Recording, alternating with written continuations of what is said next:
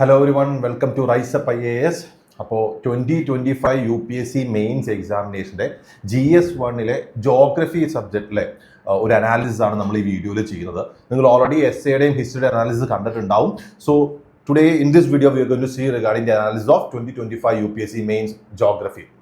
അപ്പോൾ ജോഗ്രഫി നമുക്കറിയാം GS1 one of the major share വരുന്ന സബ്ജക്റ്റ് തന്നെയാണ്. അപ്പോൾ ഈ വർഷവും അത് അങ്ങനെ തന്നെയാണ് വന്നിട്ടുള്ളത്. സോ ഈ വർഷം നമ്മൾ ജനറലി നോക്കിക്കഴിഞ്ഞ് കഴിഞ്ഞാൽ we had around 100 marks worth questions from geography. അതായത് ടോട്ടൽ 250 മാർക്കിൽ 100 മാർക്കോളം ഇത്തവണ ജോഗ്രഫി എന്നായിരുന്നു. 100 മാർക്ക് എന്ന് പറയുമ്പോൾ ഏകദേശം നാല് ക്വസ്റ്റ്യൻ 10 മാർക്കേഴ്സ് ആയ 4 ക്വസ്റ്റ്യൻസും 15 മാർക്കേഴ്സ് ആയ 4 ക്വസ്റ്റ്യൻസ് അങ്ങനെ ടോട്ടൽ 8 ക്വസ്റ്റ്യൻസ് ആണ് വന്നിട്ടുള്ളത്. Total 100 mark worth questions. Comparatively easy to moderate ആയിരുന്നു ഈ തവണത്തെ ജോഗ്രഫി ക്വസ്റ്റ്യൻസും. ഈസി ടു മോഡറേറ്റ് എന്ന് പറയുവാൻ കാരണം we had many direct questions. അതായത് കഴിഞ്ഞ വർഷങ്ങളിൽ നോക്കിക്കഴിഞ്ഞാൽ കഴിഞ്ഞ 2-3 വർഷം നോക്കിക്കഴിഞ്ഞാൽ ജോഗ്രഫിയിൽ ബൗൺസർ ക്വസ്റ്റ്യൻസ് വരാറുണ്ട്. ഇപ്പൊ ബൗൺസർ ക്വസ്റ്റ്യൻസ് എന്ന് പറയുമ്പോൾ കഴിഞ്ഞ കൊല്ലം ട്വിസ്റ്റർ എന്നൊരു ക്വസ്റ്റ്യൻ വന്നിട്ടുണ്ടായിരുന്നു, അല്ലെങ്കിൽ ഫിയോഡിനെ പറ്റി ചോദിച്ചിരുന്നു ഒരു കൊല്ലം, അല്ലെങ്കിൽ ഒറോറയെ പറ്റി ചോദിച്ചിരുന്നു. സോ ഇത്തരത്തിൽ ബൗൺസർ ക്വസ്റ്റ്യൻസ് പൊതുവെ ജോഗ്രഫിയിൽ കഴിഞ്ഞ വർഷങ്ങളായി കാണുന്നതുകൊണ്ട് ഈ വർഷവും അത് പ്രതീക്ഷിച്ചതാണ്. പക്ഷേ ഈ വർഷം കമ്പാരിറ്റീവ്ലി ഡയറക്റ്റ് ക്വസ്റ്റ്യൻസ് ആയിരുന്നു. റിപ്പീറ്റഡ് തീംസ് വന്നിട്ടുണ്ട്. ഇപ്പൊ ഫോർ എക്സാമ്പിൾ പ്ലേറ്റ് ടെക്ടോണിക്കുമായി ബന്ധപ്പെട്ട ചോദ്യം, സീ ലെവൽ റൈസുമായി ബന്ധപ്പെട്ട ചോദ്യം, തീംസ് റിപ്പീറ്റ് ചെയ്തിട്ടുണ്ട്. ബട്ട് എന്നിരുന്നാലും ഇറ്റ്സ് നോട്ട് ലൈക്ക് കഴിഞ്ഞ വർഷത്തെ അതേ കാര്യം തന്നെയല്ല ചോദിച്ചിരിക്കുന്നത്, ബട്ട് തീം ഏകദേശം സെയിം ആയിട്ട് വന്നിട്ടുണ്ട്. സോ ഈ വർഷം അതുകൊണ്ടാണ് ഞാൻ പറഞ്ഞത് ഈസി ടു മോഡറേറ്റ് എന്ന രീതിയിൽ നമുക്ക് ജോഗ്രഫി കണക്കാക്കാൻ പറ്റും. GS1 പൊതുവെ ആ ഒരു ലെവലിലായിരുന്നു ക്വസ്റ്റ്യൻസ് മൊത്തത്തിൽ ഉണ്ടായിരുന്നത്.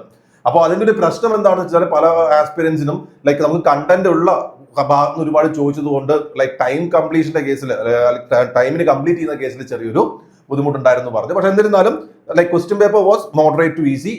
ജോഗ്രഫിയും അതേപോലെ തന്നെയാണ് നമുക്ക് പറയാൻ പറ്റുക. ഓക്കെ, സോ നമുക്ക് ക്വസ്റ്റ്യൻസ് നോക്കാം. Will start with the first question of geography. First question: how are climate change and sea level rise affecting the very existence of many island nation? Discuss with examples. Climate ചേഞ്ചും sea level റൈസും എങ്ങനെയാണ് many ഐലൻഡ്സിന്റെ എക്സിസ്റ്റൻസിനെ affect ചെയ്യുന്നത്? അപ്പൊ ഈ ചോദ്യം വായിക്കുമ്പോൾ നമ്മുടെ മനസ്സിലേക്ക് വരുന്നത് സിഡ്സ് ആയിരിക്കും അല്ലെ. സിഡ്സ് എന്ന് പറഞ്ഞാൽ എന്താ?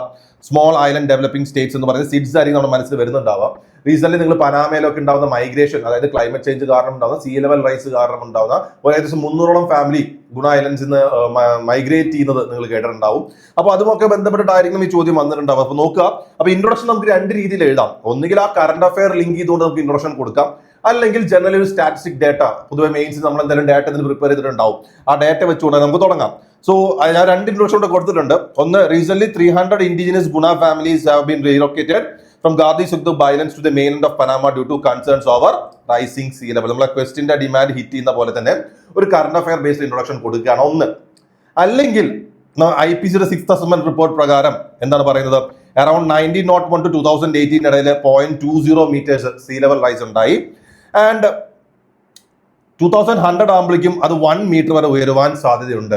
സോ ബേസിക്കലി എത്രത്തോളം ആ സീ ലെവൽ റൈസിന്റെ ഇമ്പാക്ട് എന്ന കാര്യം ഇത് രണ്ടും പറഞ്ഞുകൊണ്ട് നമ്മൾ, അല്ലെങ്കിൽ ഏതിലൊന്ന് പറഞ്ഞുകൊണ്ട് നമുക്ക് ഇൻട്രൊഡക്ഷൻ തുടങ്ങാം. അതിനുശേഷം we are going to connect the answer with, ഞാൻ പറഞ്ഞല്ലോ സിഡ്സിന്റെ കാര്യമാണ് പറയാതെ ഇവിടെ ചോദിക്കുന്നത്, അപ്പോൾ സിഡ്സുമായി ഒന്ന് കണക്ട് ചെയ്ത് വെക്കണം. സോ നോക്കുക, climate change and the rise in sea level have accelerated the melting of glaciers. എന്തൊക്കെയാണ് ക്ലൈമറ്റ് ചേഞ്ചിന് കാരണമാവുന്നത്? ഗ്ലേഷ്യേഴ്സ് മെൽറ്റ് ആവുന്നു, thermal expansion of ocean, water expand ചെയ്ത് കൂടുതൽ സ്ഥലം ഒക്യുപൈ ചെയ്യേണ്ടി വരുന്നു, then global weather pattern alter ചെയ്യുന്നു. ഇതിൽ ഏറ്റവും വളറബിൾ ആയി നിൽക്കുന്ന ആരാ? സിഡ്സ് ആണ്, സ്മോൾ ഐലൻഡ് ഡെവലപ്പിംഗ് സ്റ്റേറ്റ്സ് ആണ്. ഏതൊക്കെ എക്സാമ്പിളും കൊടുത്തിട്ടുണ്ട്? Maldives, Kiribati, Tuvalu, Marshall Islands etcetera. അപ്പൊ ചോദ്യത്തിൽ നമ്മൾ ചോദിച്ചിരിക്കുന്നത് എന്താ? How are climate change and sea level rise affecting the existence of many island nations. അപ്പൊ അവരുടെ എക്സിസ്റ്റൻസിന് ത്രെറ്റ് ആവുന്ന രീതിയിൽ എങ്ങനെയാണ് ഈ ക്ലൈമറ്റ് ചേഞ്ചും സീ ലെവൽ റൈസും എഫക്ട് ചെയ്യുന്ന കാര്യം ജസ്റ്റ് നമുക്കൊന്ന് നോക്കാം. ഓക്കെ, സോ എന്തൊക്കെയാണ് effect? What are the effects? So എഫക്ട്സിനെ ഞാൻ വീണ്ടും സബ് ഹെഡിങ് ആയിട്ട് കൊടുത്തിരിക്കുകയാണ്. So first of all will see the impact on coast. കോസ്റ്റിൽ എന്തൊക്കെ ഇമ്പാക്ട് വരുന്നു? ഏറ്റവും മേജർ ഇമ്പാക്ട് എന്ന് പറഞ്ഞാൽ എന്താ? സബ്മർജൻസ് ഓഫ് ലാൻഡ് ആണ് അല്ലെ. ലാൻഡ് സബ്മർജ് ചെയ്ത് പോവുക, വെള്ളം കയറുമ്പോൾ ലാൻഡ് സബ്മർജ് ചെയ്ത് പോവുക. ഇവിടെ ഈ ക്വസ്റ്റ്യനിൽ they have asked to discuss with examples എന്ന് പറഞ്ഞിട്ടുണ്ട്. അപ്പൊ ഈ പോയിന്റ്സിലെല്ലാം തന്നെ എക്സാമ്പിൾ കൊടുക്കുക എന്നുള്ളത് ഇമ്പോർട്ടന്റ് ആണ്. ഇപ്പൊ സബ്മർജൻസ് ഓഫ് ലാൻഡിൽ നമുക്ക് എന്ത് പറയാൻ പറ്റും? V can say about small islands like Maldives അല്ലെ. മാൽദീവ്സ് ഒക്കെ നമ്മൾ നോക്കിക്കഴിഞ്ഞാൽ നിയർലി 2 മീറ്റർ മാത്രമേ അബവ് മീൻ സീ ലെവൽ ഉള്ളൂ. അപ്പൊ മീൻ സീ ലെവൽ വരുന്നുള്ളൂ. അപ്പൊ 1 മീറ്ററിന്റെ റൈസെങ്കിലും വന്നാൽ തന്നെ മാൽദീവ്സിന്റെ എക്സിസ്റ്റൻസ് തന്നെ എന്താവും? പ്രശ്നമായി മാറും. അത് നമുക്ക് കോട്ട് ചെയ്യാം. Then erosion and salt water intrusion. ഇപ്പൊ for example Kiribati island, Pacific ഓഷനിലെ കിരിബാത്തി ഐലൻഡ് ഒക്കെ നോക്കിക്കഴിഞ്ഞാൽ അവിടെ ഡ്രിങ്കിങ് വാട്ടർ മേജർ ഇഷ്യൂസ് വരുന്നുണ്ട്. കാരണം എന്താ, വാട്ടർ ലെവൽ വരുമ്പോൾ ഈ പറയുന്ന ഡ്രിങ്കിങ് വാട്ടർ സോഴ്സിലേക്ക് സോൾട്ട് വാട്ടർ ഇൻട്രൂഷൻ വരുന്നുണ്ട്, അതൊരു പ്രശ്നമാണ്. Then we can mention the climatic impacts. Climatic impacts എന്ന് പറയുമ്പോൾ എന്താ ഉണ്ടാവുന്നത്? സീ ലെവൽ ടെമ്പറേച്ചർ കൂടുന്നു, അല്ലെങ്കിൽ ഈ പറയുന്ന പോലെ ക്ലൈമറ്റ് ചേഞ്ച് സംഭവിക്കുന്നു. അതിന് റിസൾട്ട് ആയിട്ട് നമുക്ക് ഒരുപാട് we have issues like marine heat waves ഉണ്ടാവുന്നുണ്ട്, അല്ലെ? മെറൈൻ ഹീറ്റ് വേവ്സ്, സൈക്ലോൺസ് ഒക്കെ നമുക്ക് കോട്ട് ചെയ്യാൻ പറ്റും. അപ്പൊ ഇതൊക്കെ കൂടുതലായിട്ട് സംഭവിക്കുന്നു. അത് ഇമ്പാക്ട് ചെയ്യുമാരെ ഈ പറയുന്ന കോസ്റ്റൽ സ്റ്റേറ്റ്സിനൊക്കെ ഇമ്പാക്ട് ചെയ്യും. അതിന് ഏറ്റവും വലിയ എക്സാമ്പിൾ ഫിജിയിൽ ഉണ്ടായിരുന്ന cyclone. In Fiji we had a cyclone. Okay, ഫിജിയിൽ we had a cyclone called as like Winston എന്ന് പറഞ്ഞൊരു സൈക്ലോൺ ഒക്കെ ഫിജിയിൽ ഹിറ്റ് ചെയ്തിരുന്നു. ഓക്കെ, ദെൻ അടുത്തത് change in rainfall patterns. Rainfall പാറ്റേൺസിൽ വരുന്ന മാറ്റങ്ങൾ, ഇപ്പൊ നമുക്ക് ഇന്ത്യയിൽ തന്നെയായാലും മൺസൂണിൽ വരുന്ന മാറ്റങ്ങളൊക്കെ ബേസിക്കലി കോസ്റ്റൽ സ്റ്റേറ്റ്സിനെ അഫക്ട് ചെയ്യുന്നുണ്ടല്ലോ. മൺസൂണിൽ വരുന്ന മാറ്റം അത് ഡ്രൗട്ട് ആയിട്ട് മാറാം, അല്ലെങ്കിൽ ഫ്ലഡ് ആയിട്ട്, ഓവർ റെയിൻഫോൾ എന്താവാം, ഫ്ലഡ് ആയിട്ടും മാറാം. So we have like change in rainfall patterns. ഇപ്പോൾ for example Seychelles, okay, Seychelles, അതേപോലെ കോമറോസ് പോലെ സ്ഥലത്തൊക്കെ we can see the change in rainfall pattern. Okay, സിഷൽസിലും കോമറോസും എല്ലാം we can see the change in rainfall pattern. അപ്പൊ ഇതൊക്കെ എന്താണ്? ഓൾ ദീസ് ആർ കോസിംഗ്, ഇതൊക്കെ ഇമ്പാക്ട് ആണ് ക്ലൈമറ്റ് ചേഞ്ചിന്റെയും സീ ലെവൽ റൈസിന്റെയും. Then we can go for socio economic impact. എന്തൊക്കെ സോഷ്യോ എക്കണോമിക് ഇമ്പാക്ട് വരിക? V have the climate refugees, അല്ലെ? ക്ലൈമറ്റ് റെഫ്യൂജീസ് എന്ന് പറഞ്ഞാൽ എന്താ? ക്ലൈമറ്റ് ചേഞ്ച് കാരണം അവർക്ക് അവരുടെ സ്ഥലത്ത് താമസിക്കാൻ പറ്റാത്ത അവസ്ഥ വന്ന് മാറി താമസിക്കേണ്ടി വരിക. സീ ലെവൽ റൈസിന്റെ കേസ് എടുക്കാം. സീ ലെവൽ റൈസ് വന്നു കഴിഞ്ഞാൽ അവരുടെ കോസ്റ്റ് ഒക്കെ വെള്ളം കടൽ കയറി പോകുന്നു, അവർ താമസിച്ച സ്ഥലം കടൽ കയറി പോകുന്നു. സോ വിസിൽ they need to move to some other places. ഇപ്പൊ ക്ലൈമറ്റ് റെഫ്യൂജിന് എക്സാമ്പിൾ നോക്കി കഴിഞ്ഞാൽ we can see Tuvalu Islands. Tuvalu ഐലൻഡ്സിലേക്ക് ആൾക്കാർ they are shifting to Australia and New Zealand. അവർ ഓസ്ട്രേലിയ ന്യൂസിലൻഡിലേക്ക് പോവുക, വേറെ കാരണം കൊണ്ടൊന്നല്ല, ഇവർക്ക് ഈ പറയുന്ന ക്ലൈമറ്റിക് ചേഞ്ച് കാരണം അവർക്ക് അവരുടെ സ്ഥലം നഷ്ടപ്പെടുന്നു. ദെൻ ലോസ് ഓഫ് ലൈവ്ലിഹുഡ്സ്, അല്ലെ? ലോസ് ഓഫ് ലൈവ്ലിഹുഡ്സ് എന്ന് പറഞ്ഞാൽ ഫിഷിംഗ് പൊട്ടൻഷ്യൽ കുറയുന്നു, tourism potential, coastal tourism potential കുറയുന്നു. അപ്പൊ അങ്ങനത്തെ പ്രശ്നങ്ങൾ ഉണ്ടാകുന്ന എക്കണോമിനെ എഫക്ട് ചെയ്യുന്നു. ഇപ്പോൾ ഫോർ എക്സാമ്പിൾ നമുക്ക് ഫിജി, സിഷൽസ് എന്ന എക്സാമ്പിൾ പറയാം, മാൽദീവ്സും എക്സാമ്പിൾ പറയാം, അതൊരു കേസായി വരുന്നു. Then if you look at geo political effect എന്തൊക്കെയാണ്? Loss of territory and EEZ, അല്ലെ? UN ക്ലോസ് പ്രകാരം എക്കണോമിക് എക്സ്ക്ലൂസീവ് എക്കണോമിക് സോൺ ഉണ്ടല്ലോ, EEZ കുറയുമ്പോൾ ഒബ്വിയസ്ലി ആ രാജ്യത്തിന് കിട്ടാവുന്ന റിസോഴ്സിന്റെ ഒക്കെ എമൗണ്ട് കുറയാണ്. അത് അവർ എക്കണോമിക്കലി ലൈക്ക് നെഗറ്റീവായിട്ട് എഫക്ട് ചെയ്യാം. അതേപോലെ സ്റ്റേറ്റ്ഹുഡ് ചലഞ്ചസ്. ഇപ്പോൾ ഫോർ എക്സാമ്പിൾ മാൽദീവ്സ് തന്നെ എടുത്തു കഴിഞ്ഞാൽ ഒരു 2000 ആകുമ്പോഴേക്കും ഈ പറയുന്ന പോലെ 1 മീറ്റർ അങ്ങനെ ഉയരുകയാണെങ്കിൽ അതോടുകൂടി മാൽദീവ്സിന്റെ മെജോറിറ്റി റീജിയനൊക്കെ പോയി, വെള്ളത്തിനടിയിൽ പോകുന്ന ഒരു അവസ്ഥ, അവരുടെ എക്സിസ്റ്റൻസ് തന്നെ പ്രശ്നത്തിലായി നിൽക്കുന്ന ഇഷ്യൂ. അപ്പൊ ഈ രീതിയിലാണ് ത്രെറ്റ് ഉണ്ടാവുന്നത്. നമുക്ക് എഴുതാവുന്ന പോയിന്റ്സ്, അതായത് ഞാനൊരു 4 പോയിന്റ്സ് ആയിട്ടാണ് കൊടുത്തിരിക്കുന്നത്, അതിനിടയിൽ സബ് പോയിന്റ്സും വേറെ കൊടുത്തിട്ടുണ്ട്. സോ ഇതൊക്കെയാണ് ഇമ്പാക്ട് ആയിട്ട് പറയുന്നത്. അപ്പോൾ ഈ ഒരു ഇഷ്യൂ പറയുമ്പോൾ obviously we should be saying the way forward. എങ്ങനെ സോൾവ് ചെയ്യുന്ന കാര്യം നമുക്ക് പറയണം. എങ്ങനെ നമുക്ക് പറയാൻ പറ്റും? 10 മാർക്കിനാണ്, ഒരുപാട് പോയിന്റ്സ് കൊടുക്കാനുള്ള പോസിബിലിറ്റി ഒന്നും ഉണ്ടാവില്ല. അപ്പോൾ നമുക്ക് പറയാവുന്നത് എങ്ങനെയാണ്? ഒന്ന്, ക്ലൈമറ്റ് ചേഞ്ചിനെ മിറ്റിഗേറ്റ് ചെയ്യാം. ക്ലൈമറ്റ് ചേഞ്ചിനെ എങ്ങനെ മിറ്റിഗേറ്റ് ചെയ്യാൻ പറ്റും? നമ്മൾ ഓൾറെഡി എടുത്ത ലൈക്ക് GS3 നിങ്ങൾ പഠിക്കുന്ന കാര്യങ്ങളുണ്ട്. പാരീസ് ക്ലൈമറ്റ് ഡീൽ ഉണ്ട്, എമിഷൻസ് കുറയ്ക്കണം, അങ്ങനത്തെ രീതിയിൽ നമുക്ക് ക്ലൈമറ്റ് ചേഞ്ചിനെ മിറ്റിഗേറ്റ് ചെയ്യാം, ക്ലൈമറ്റ് ചേഞ്ച് കുറയ്ക്കാൻ ശ്രമിക്കാം. Then coastal zone management. ഇപ്പൊ ഇനിയുള്ള പ്രശ്നങ്ങൾ കൂടാതിരിക്കാൻ കോസ്റ്റൽ സോൺ മാനേജ്മെന്റ് കൊണ്ടുവരാം. എങ്ങനെ? സീ വാൾസ് കൺസ്ട്രക്ട് ചെയ്യാം, ഡൈക്സ്, സ്റ്റോം സ്റ്റേജ് ബാരിയേഴ്സ് കൊണ്ടുവരാം. മാലിയിൽ ഓൾറെഡി ഒരു പ്രൊട്ടക്റ്റീവ് സീ വാള് പണിത് തുടങ്ങി. Then artificial islands and land reclamation. Land reclaim ചെയ്യാനുള്ള പ്രൊജക്ട്സ് ചെയ്യാം. അതേപോലെ ആർട്ടിഫിഷ്യൽ ഐലൻഡ്സ് കുറച്ച് ഹൈറ്റിൽ നമുക്ക് കൺസ്ട്രക്ട് ചെയ്യാവുന്ന രീതിയിൽ. ഫോർ എക്സാമ്പിൾ മാൽദീവ്സിൽ തന്നെ ഹുൽഹുമാലയ പ്രൊജക്ട് ഒരു എക്സാമ്പിൾ ആണ്. ദെൻ റീജിയണൽ ഗ്ലോബൽ കോർപ്പറേഷൻ, അല്ലെ? ഒരു ക്ലൈമറ്റ് റെഫ്യൂജി കോറിഡോർ ഉണ്ടാക്കുക, ഇതിനു വേണ്ടി പ്രത്യേകം ഒരു ഓർഗനൈസേഷൻ ഉണ്ടാക്കുക, അല്ലെങ്കിൽ UNFCCയുടെ ഒക്കെ അടിയിൽ ഇതിന്റെ കാര്യങ്ങൾ കൊണ്ടുവരാം, ഫണ്ടിങ് മെക്കാനിസം കൊണ്ടുവരാം. അത്തരത്തിലുള്ള റീജിയണൽ ആൻഡ് ഗ്ലോബൽ കോർപ്പറേഷൻ നമുക്കിവിടെ പറയുവാൻ സാധിക്കും. Then we can conclude by saying couple of like ഏതെങ്കിലും ഒരു ഇന്റർനാഷണൽ ഇനീഷ്യേറ്റീവ് ഒക്കെ പറഞ്ഞിട്ട് കൺക്ലൂഡ് ചെയ്യാം. Alliance on small island States എന്ന് പറഞ്ഞിട്ടൊരു ഇനീഷ്യേറ്റീവ് ഉണ്ട്. സോ ലൈക്ക് നോക്കുക, initiatives such as Alliance of Small Island States are vital, but their survival ultimately depends on urgent mitigation and adaptation strategies grounded on sustainable coastal ecosystem management. അപ്പോൾ like ഒരു urgent മിറ്റിഗേഷനും ആവശ്യമുണ്ട്, അതൊരു sustainable coastal മാനേജ്മെന്റിലേക്ക് നമുക്ക് കൊണ്ടുവരികയാണ് വേണ്ടതെന്ന് പറഞ്ഞ് നമുക്ക് വേണമെങ്കിൽ കൺക്ലൂഡ് ചെയ്യാം. ഇതാണ് first question. Comparative easy question ആണ്, പോയിന്റ് ജനറേറ്റ് ചെയ്യാൻ ബുദ്ധിമുട്ടുള്ള ക്വസ്റ്റ്യൻസ് ഒന്നും അല്ല. സോ ഫസ്റ്റ് ക്വസ്റ്റ്യൻ ഇതാണ്.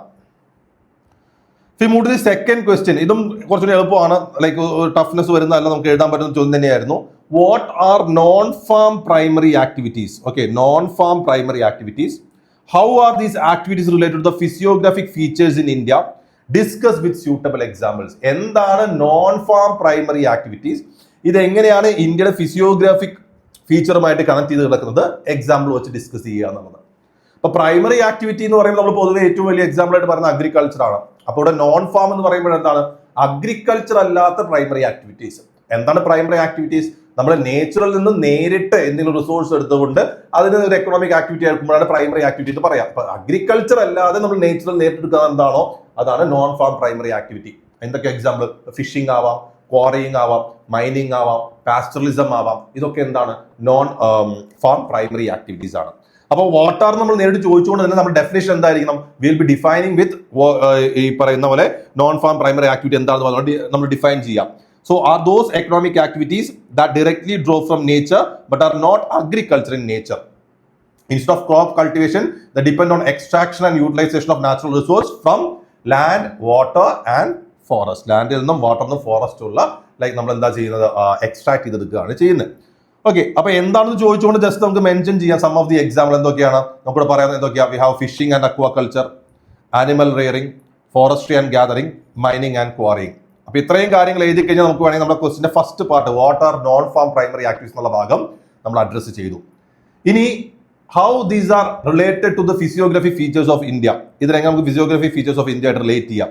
അപ്പോൾ ഫിസിയോഗ്രഫി ഫീച്ചേഴ്സ് ഓഫ് ഇന്ത്യ ആയിട്ട് എങ്ങനെ റിലേറ്റ് ചെയ്യാൻ ചോദിക്കുമ്പോൾ obviously we have a potential to draw a map here, അല്ലെ? ഇന്ത്യയുടെ പല ഭാഗത്തും എങ്ങനെയാണ് നമുക്ക് റിലേറ്റ് ചെയ്യുക എന്നുള്ളത് നമുക്കൊരു മാപ്പ് വരച്ച് കാണിക്കാൻ പറ്റും. അപ്പോൾ മാപ്പ് വരച്ച് കാണിക്കുക എന്ന് പറയുമ്പോൾ ഇന്ത്യയുടെ പല ഭാഗത്തേക്ക് ഇതിനെ എങ്ങനെ റിലേറ്റ് ചെയ്യാൻ പറ്റും? ഓക്കെ, ഈ നോൺ ഫോം ആക്ടിവിറ്റി ഇന്ത്യയുടെ പല ഭാഗത്തേക്ക് നമുക്ക് റിലേറ്റ് ചെയ്യാൻ പറ്റുന്നത് ലൈക്ക് ഇപ്പോൾ for example mining and quarrying നമ്മൾ എടുത്തു കഴിഞ്ഞാൽ നമുക്കറിയാം ലൈക്ക് നമ്മുടെ പ്ലാറ്റു റീജിയൻസ് പറയുമ്പോൾ എന്തൊക്കെയാണ്? We have our Deccan plateau region, അതേപോലെ we also have the Chota Nagpur plateau region. അപ്പോൾ ഈ ഭാഗങ്ങളിലേക്ക് നമുക്ക് എങ്ങനെ ചെയ്യാൻ പറ്റും? ഈ പറയുന്ന മൈനിങ്ങിനുള്ള പോസിബിലിറ്റി കൂടുതലായിരിക്കും, അല്ലെ? Like in the Deccan plateau and Chota Nagpur plateau, അവിടെ മൈനിങ്ങിന് പോസിബിലിറ്റി കൂടുതലായിരിക്കും. ഇനി കോസ്റ്റൽ റീജിയൻസിൽ എങ്ങനെയായിരിക്കും? ഫിഷിങ്ങിന് പൊട്ടൻഷ്യൽ കൂടുതലായിരിക്കും, അത് നമുക്ക് പറയാൻ പറ്റും. പിന്നെ നമുക്ക് എന്താ പറയാൻ പറ്റുക? ഹിമാലയൻ റീജിയൻ, പാസ്ചർ ലാൻഡുള്ള സ്ഥലത്ത് ഹിമാലയൻ റീജിയൻസിലൊക്കെ നമുക്ക് എന്തുണ്ടാവും? We have the potential pastoralism. അല്ലെങ്കിൽ ഫോറസ്റ്റ് റീജിയൻ, ഹിമാലയൻ ഫോറസ്റ്റ് ആയിക്കോട്ടെ, വെസ്റ്റേൺ ഗട്ട്സ് ആയിക്കോട്ടെ, ആൻഡമാൻ നിക്കോബർ ആയിക്കോട്ടെ, ഇവിടെയൊക്കെ നമുക്ക് ഫോറസ്ട്രി അല്ലെങ്കിൽ മൈനർ ഫോറസ്റ്റ് പ്രൊഡ്യൂസ് പോലുള്ള കാര്യങ്ങൾക്കും പൊട്ടൻഷ്യൽ ഉണ്ടാവും. സോ ഡിഫറെന്റ് ആക്ടിവിറ്റീസിന് ഇന്ത്യയുടെ പല ഭാഗത്ത് എന്തൊക്കെ പൊട്ടൻഷ്യൽ ആണ് ഉള്ളത് എന്നുള്ള കാര്യമാണ് ജസ്റ്റ് നമ്മളിവിടെ മാർക്ക് ചെയ്യേണ്ടത്, അല്ലെ? സോ നമുക്ക് എവിടെയൊക്കെയാണ് ഈ പറയുന്ന മൈനിങ്ങിന് പോസിബിലിറ്റി ഉള്ളത്? മൈനിങ് പോസിബിലിറ്റി നമ്മൾ നോക്കിക്കഴിഞ്ഞാൽ we can mark Chota Nagpur region mark ചെയ്യാം, അല്ലെ? Okay, Chota Nagpur region mark ചെയ്യാം. ഡെക്കാൻ പ്ലാറ്റു റീജിയൻ മാർക്ക് ചെയ്യാം. ആരവലി ഹിൽസിന്റെ ഭാഗവും മാർക്ക് ചെയ്യാം. Okay, V can mark the Aravali hills region. അപ്പൊ ഈ ഭാഗങ്ങളിലൊക്കെയാണ് എന്ത് വരിക? വി ഹാവ് ദി മൈനിങ്ങിന് പോസിബിലിറ്റി വരുന്നത് ഇവിടെയൊക്കെയാണ്. ഇനി ഫിഷിങ്ങിന് പോസിബിലിറ്റി വരുന്ന റീജൻസ് ഏതൊക്കെയാണ്? ഫിഷിംഗ് പോസിബിലിറ്റി നമുക്ക് പറയാവുന്നത് നമ്മുടെ കോസ്റ്റൽ റീജിയൻ, ഗുജറാത്ത് മുതലുള്ള കോസ്റ്റൽ റീജിയൻ നമുക്ക് മാർക്ക് ചെയ്യാം, അല്ലെ? കോസ്റ്റൽ റീജിയനിൽ we have the potential for fishing as well. Okay, in the coastal region we have the potential for fishing. Okay, then ഫോറസ്ട്രിക്ക് എവിടെയാണ് പോസിബിലിറ്റി ഉള്ളത്? ഫോറസ്ട്രി നമുക്ക് we can mark the Himalayan regions, Himalayan forest വരുന്ന ഭാഗം. Then അതുപോലെ western ഗട്ട്സിന്റെ ഭാഗം നമുക്ക് mark ചെയ്യാം. അതേപോലെ ആൻഡമാൻ നിക്കോബാർ റീജിയൻ നമുക്ക് മാർക്ക് ചെയ്യാം ഫോറസ്ട്രി. ഓക്കെ, സോ ഇങ്ങനെ like this is how we have the possibility for like non farm primary ആക്ടിവിറ്റീസിനുള്ള പോസിബിലിറ്റി ഇന്ത്യയുടെ പല ഭാഗത്തും എവിടെയൊക്കെയാണെന്നുള്ളത് നമുക്ക് ഈ രീതിയിൽ മാർക്ക് ചെയ്തുകൊണ്ട് കാണിക്കാൻ പറ്റും മാപ്പിൽ. ഓക്കെ, ലൈക്ക് ഒരു ഡീറ്റെയിൽ മാപ്പായിട്ട് തന്നെ വരയ്ക്കാം. Like Andaman Nicobar islands, and here we can mark the Himalayan forest. Okay, then നമുക്ക് if you look at the coastal region നമുക്ക് എന്ത് പറയുന്നത്? coast of India, coastal region. അതേപോലെ തന്നെ നമ്മൾ if you look at the mining നോക്കിക്കഴിഞ്ഞാൽ Aravallis, then Deccan Plateau, then Chota Nagpur plateau. Okay, എന്ന രീതിയിൽ നമുക്ക് സ്ഥലങ്ങൾ മാർക്ക് ചെയ്യാൻ പറ്റും. എപ്പോഴും മാപ്പ് വരയ്ക്കുമ്പോൾ ശ്രദ്ധിക്കണം, we should be giving A title for the map. എന്താണ് ഈ ഫിഗർ എന്താണ് നമ്മൾ കാണിക്കുന്നത്? Okay, like the non farm primary activities in India, ഇത് നമ്മൾ മാപ്പ് വരച്ച് കൊടുക്കാനൊരു കാരണം എന്താണെന്ന് വെച്ചാൽ നമ്മൾ ക്വസ്റ്റ്യനിൽ എടുത്ത് ചോദിച്ചിരിക്കുന്നു വാട്ട് ഫിസിയോഗ്രഫിക് അല്ലെങ്കിൽ how physiographic features of India, how are the activity related to physiographic features of India എന്നുള്ളത്. അപ്പോൾ അതുകൊണ്ട് നമുക്ക് ആ മാപ്പ് വരച്ച് കാണിക്കാൻ പറ്റും. എന്നിട്ട് നമ്മളത് എഴുതണം എങ്ങനെയാണ് നമ്മുടെ ഫിസിയോഗ്രഫി ഫീച്ചറുമായിട്ട് അത് റിലേറ്റ് ചെയ്ത് കിടക്കുന്നതെന്ന്. അപ്പോൾ ഫിഷിംഗ് എടുത്തു കഴിഞ്ഞാൽ നമുക്കറിയാം India have around 7,516 kilometre of cost line. And അതുകൊണ്ട് തന്നെ നമുക്കൊരു continental shelf, wider continental shelf ഉണ്ട്. അതുകൊണ്ട് നമുക്ക് കേരള, ഗുജറാത്ത്, തമിഴ്നാട് പോലെയുള്ളത് മേജർ ഫിഷിംഗ് ഹബ്ബായി മാറുന്നു. അതേപോലെ തന്നെ ഇത് മെറൈൻ ഫിഷിംഗ് ആണ്. ഇൻലൻഡ് ഫിഷിംഗിനും പോസിബിലിറ്റീസ് ഉണ്ട് അല്ലെ. എസ്റ്റുറീസ്, ഡെൽറ്റാസ്, ബാക്ക് വാട്ടേഴ്സ് ഒക്കെയുള്ള സ്ഥലങ്ങളിൽ ഈ പറയുന്ന പോലെ ഇൻലൻഡ് ഫിഷിംഗ് പൊട്ടൻഷ്യൽ ഉണ്ട്. അത് നമുക്ക് മാർക്ക് ചെയ്യാൻ പറ്റും. എവിടെ? ആന്ധ്രാപ്രദേശ്, സുന്ദർബൻസ് എല്ലാം എക്സാമ്പിൾസ് ആണ്. ഇനി മൈനിങ് പൊട്ടൻഷ്യൽ നോക്കിക്കഴിഞ്ഞാൽ പ്ലാറ്റു റീജിയനിലും ആൻഷ്യൻ ഫോൾഡ് മൗണ്ടൻസിലും we can see lot of mining. എവിടെയാണ് പ്ലാറ്റു റീജിയൻസ് പറയുമ്പോൾ we can quote the example of Chota Nagpur plateau. അവിടെ കോൾ, അയൺ, ഓറൊക്കെ ഉണ്ട്. ആരാവല്ലീസിൽ നോൺ ഫെറസ് മിനറൽസ്, അതായത് കോപ്പർ, സിങ്ക്, മാർബിൾ ഒക്കെ ഉണ്ട്. ഡെക്കാൻ പ്ലാറ്റുവിൽ iron, gold, Kolar gold field നമുക്ക് അറിയാലോ, അത് നമുക്ക് പറയാം. ഫോറസ്ട്രി എവിടെയാണ്? ഈ പറയുന്ന കാടുള്ള റീജിയനിൽ നിന്ന് കിട്ടുന്ന ടിംബർ പ്രൊഡ്യൂസും നോൺ ടിംബർ പ്രൊഡ്യൂസും ഏതൊക്കെയാണ്? ഇപ്പൊ ഹിമാലയൻ റീജിയനിൽ കോണിഫറസ് ടിംബർ നമുക്ക് കിട്ടും. വെസ്റ്റേൺ ഗട്ട്സിൽ ട്രോപ്പിക്കൽ ഹാർഡ്വുഡ്, മെഡിസിനൽ പ്ലാന്റ്സ് പോലുള്ള കാര്യങ്ങളും കിട്ടും. Then animal rearing and pastoralism. Okay, grass ലാൻഡ്സും സെമി ആരിഡ് റീജിയനിലാണ് പൊതുവെ കാണാൻ പറ്റുക. ഇപ്പൊ രാജസ്ഥാൻ, ഗുജറാത്ത് ഭാഗത്ത് നമുക്ക് കാണാൻ പറ്റും ക്യാമൽ, ഷീപ്പ്, ഗോട്ട് റെയറിംഗ് കാണാൻ പറ്റും. ഹിമാലയൻ റീജിയനിൽ we can see transhumance അല്ലെ. ട്രാൻസ് ഹ്യൂമൻസ് എന്ന് പറഞ്ഞാൽ എന്താ? അവിടെയുള്ള ഈ പറയുന്ന സെമി നോമാഡിക് പാസ്റ്ററൽ കമ്മ്യൂണിറ്റിയാണ്. ഗുജാർസ്, ബക്കർവാൾസ് പോലുള്ള കമ്മ്യൂണിറ്റിയാണ്. അവിടുത്തെ ടെമ്പറേറ്റ് ഗ്രാസ് ലാൻഡ്സ് അല്ലെങ്കിൽ ആൽപൈൻ മെഡോസിൽ ബേസിക്കലി ഉള്ള കാറ്റൽ റെയറിംഗ് നടത്തുന്നവര്. സോ ഇത്രയാണ് ഇന്ത്യയുടെ ഫിസിയോഗ്രഫി ഫീച്ചറുമായിട്ട് കണക്ട് ചെയ്ത് നമുക്ക് ഇത് എഴുതാൻ പറ്റുക. അപ്പൊ പറയുമ്പോൾ ആ ഫിസിയോഗ്രഫി ഫീച്ചർ എന്താണെന്ന് പറയണം, അവിടെ എന്ത് ആക്ടിവിറ്റിയാണ് വരുന്നതെന്നുള്ള കാര്യവും പറയണം. That would be enough. ഈ കൊടുത്തിരിക്കുന്ന പോലെ തന്നെ മെൻഷൻ ചെയ്താൽ നല്ലതായിരിക്കും. ദെൻ ഒരു കൺക്ലൂഷൻ പറയണം. എന്താണ് ഈ പറയുന്ന non farm primary activity significance? എന്താ സിഗ്നിഫിക്കൻസ്? ലെസ് ക്യാപിറ്റൽ ഇന്റൻസീവ് ആണ്. അതുകൊണ്ട് തന്നെ എംപ്ലോയ്മെന്റ് ജനറേഷൻ കൂടുതലായിരിക്കും. ഇതിലേക്ക് കൃത്യമായി സ്ട്രക്ചറൽ റിഫോംസും ക്രെഡിറ്റ് സപ്ലൈയും കൊടുത്തു കഴിഞ്ഞാൽ നമുക്ക് എക്കണോമിക് ഗ്രോത്ത് ബൂസ്റ്റ് ചെയ്യാൻ പറ്റും. അർബൻ റൂറൽ ഡിവൈഡും നമുക്കൊരു പരിധി വരെ കുറയ്ക്കുവാൻ പറ്റും എന്നൊക്കെ പറയാം. അപ്പോൾ ആ രീതിയിലാണ് നമ്മൾ സെക്കൻഡ് ക്വസ്റ്റ്യൻ നമ്മൾ അറ്റംപ്റ്റ് ചെയ്യേണ്ടത് regarding non farm primary activities.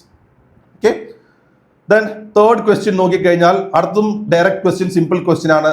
Explain briefly the ecological and economic benefits of solar energy generation in India with suitable examples. ഇവിടെ ആകെപ്പാടെ ഒരു പ്രശ്നം തോന്നുക സ്യൂട്ടബിൾ എക്സാമ്പിൾസ് എന്ന് പറയുന്ന ഭാഗം അഡ്ജസ്റ്റ് ചെയ്യാനായിരിക്കും. അല്ലെങ്കിൽ ക്വസ്റ്റ്യൻ പൊതുവെ like ecological economic benefits solar energy generation നിങ്ങൾ ഒരുപാട് തവണ പലയിടത്തുമായി വായിച്ചിട്ടുണ്ടാവും അല്ലെ. അപ്പോൾ അത് ഇന്ത്യയുടെ കോണ്ടെക്സ്റ്റിൽ എഴുതുമ്പോൾ ഞാൻ ജസ്റ്റ് ഇന്ത്യക്ക് എന്തുകൊണ്ട് സോളാർ എനർജി സിഗ്നിഫിക്കന്റ് ആവുന്നു എന്നുള്ള ഇൻട്രൊഡക്ഷൻ ആണ് കൊടുത്തിട്ടുള്ളത്. India receives abundant solar radiation with 300 sunny days per year at an average 4 to 7 kWh/m² per day. അപ്പോൾ ഐഡിയൽ ആണ് എന്തിനാ സോളാർ പവർ ജനറേഷന്. ഇതിന്റെ ടോട്ടൽ സോളാർ കപ്പാസിറ്റി ഏകദേശം ഒരു 100 GW-ഓളമായി എന്നും ഞാൻ പറഞ്ഞിട്ടുണ്ട്. ഇനി നേരെ നമുക്ക് പോവാം. എന്താണ് എക്കണോമിക് ബെനിഫിറ്റ്സ്, എന്താണ് എക്കോളജിക്കൽ ബെനിഫിറ്റ്സ്? എക്കോളജിക്കൽ ബെനിഫിറ്റ്സ് എന്തൊക്കെയാണ്? സോളാർ എനർജി എന്ന് പറഞ്ഞാൽ കംപ്ലീറ്റ്ലി ഗ്രീൻ ആൻഡ് റിന്യൂവബിൾ ആണ് അല്ലെ. ഗ്രീൻ ആൻഡ് റിന്യൂവബിൾ എന്ന് പറയുമ്പോൾ നമുക്ക് എന്ത് പറയാൻ പറ്റും? എമിഷൻസ് നമുക്ക് കംപ്ലീറ്റ്ലി കുറയ്ക്കാൻ പറ്റും. കംപ്ലീറ്റ്ലി അല്ല, ഓൾമോസ്റ്റ് ലൈക്ക് ഇതിൽ എമിഷൻസ് വരുന്നില്ലല്ലോ, എമിഷൻസ് ഇല്ല എന്ന് പറയാൻ പറ്റും. എക്സാമ്പിൾ എന്താ? The badla solar power park of Rajasthan alone offsets millions of tons of CO2 annually. രാജസ്ഥാനിലെ ബദ്ല സോളാർ പാർക്ക് തന്നെ ഒരുപാട് എമിഷൻ നമുക്ക് കുറയ്ക്കാൻ സഹായിക്കുന്നു. Then climate change mitigation help ചെയ്യും അല്ലെ. ക്ലൈമറ്റ് ചേഞ്ച് മിറ്റിഗേഷൻ എന്ന് പറഞ്ഞാൽ നമുക്ക് ധാരാളം ക്ലൈമറ്റിക് ഗോൾസ് ഉണ്ട്, നിങ്ങൾ കേട്ടിട്ടുണ്ടാവല്ലോ. ഇപ്പൊ INDC എന്ന് പറയുന്നത് അതിൽ 5ാമതായിട്ട് വെച്ചിട്ടുള്ളത് നെറ്റ് സീറോ ബൈ 2070 എന്നൊക്കെ പറഞ്ഞ് കേട്ടിട്ടില്ലേ. 1 billion ton of carbon emission കുറയ്ക്കണം. അപ്പൊ അത്തരത്തിലുള്ള ക്ലൈമറ്റ് ചേഞ്ചുമായി ബന്ധപ്പെട്ട ഗോൾസ്, മിറ്റിഗേഷൻ ഗോൾസ് മീറ്റ് ചെയ്യാനായിട്ട് നമുക്ക് സോളാർ എനർജിയിലേക്ക് ട്രാൻസിഷൻ അത്യാവശ്യമാണ്.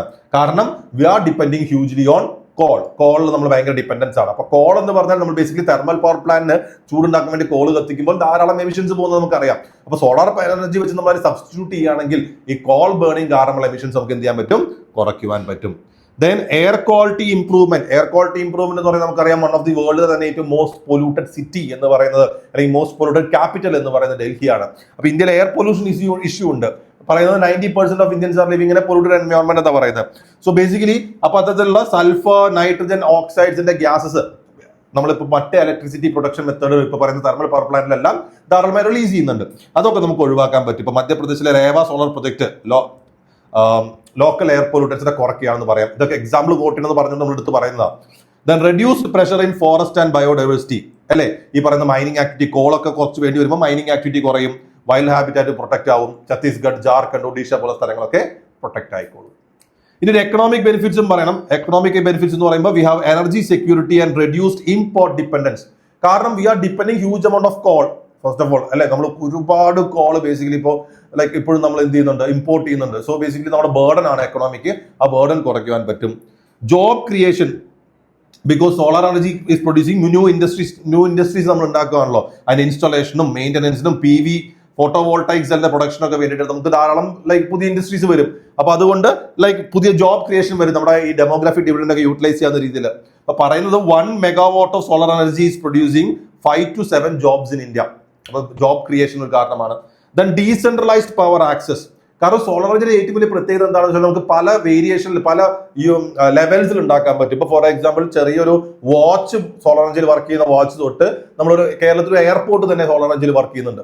സോ ബേസിക്കലി നമുക്ക് എത്ര യൂണിറ്റ് ഇപ്പോൾ ചെറിയ സിംഗിൾ ബൾബ് കത്തിക്കാൻ സ്ട്രീറ്റ് ലൈറ്റിലൊക്കെ സോളാർ എനർജി ഉപയോഗിക്കുന്നത് കണ്ടുണ്ടാവും. അപ്പൊ അത്തരത്തിൽ ഡീസെൻട്രലൈസ്ഡ് പവർ ആക്സസ് നമുക്ക് ചില കാര്യങ്ങൾക്ക് ഗ്രിഡ് കണക്ടിവിറ്റി ഇല്ലെങ്കിൽ നമുക്ക് എന്ത് ചെയ്യാൻ പറ്റും, ഉപയോഗിക്കാൻ പറ്റും. ഇപ്പൊ roof top solar, mini grids പോലുള്ള കാര്യങ്ങൾ നമുക്ക് ചെയ്യാൻ പറ്റുന്നത്. Example solar micro grids in Bihar and UP. Then industrial growth എന്ന് പറഞ്ഞു കഴിഞ്ഞാൽ സോളാർ മാനുഫാക്ചറിങ്, പാനൽസിന്റെ, ഇൻവേർട്ടേഴ്സിന്റെ, ബാറ്ററീസിന്റെ എല്ലാ പ്രൊഡക്ഷൻ ഇതിനിപ്പം കൂടി വരുമ്പോൾ ഇൻഡസ്ട്രിയൽ ഗ്രോത്തിന് കാരണമാവും. PLI production linked incentive scheme ഒക്കെ കൂടുതൽ ഇൻവെസ്റ്റ്മെന്റ് ഇപ്പോൾ അട്രാക്ട് ചെയ്യുന്നുണ്ട്. ഇത് വളരെ സിമ്പിൾ ആണ്. ഇത് ആക്ച്വലി ഒരുപാട് കോൺസെപ്റ്റ് എക്സ്പ്ലെയിൻ ചെയ്യാനൊന്നുമില്ല. Ecological and economic benefits was easy question. ഇനി ആ ബെനിഫിറ്റ്സ് പറയുമ്പോൾ ജസ്റ്റ് അതിന്റെ കുറച്ച് കുഴപ്പങ്ങൾ പറയാം. എന്തൊക്കെയാണ് സോളാർ എനർജിയിൽ നമുക്ക് എത്രയും പ്രശ്നങ്ങൾ വരുന്നത്.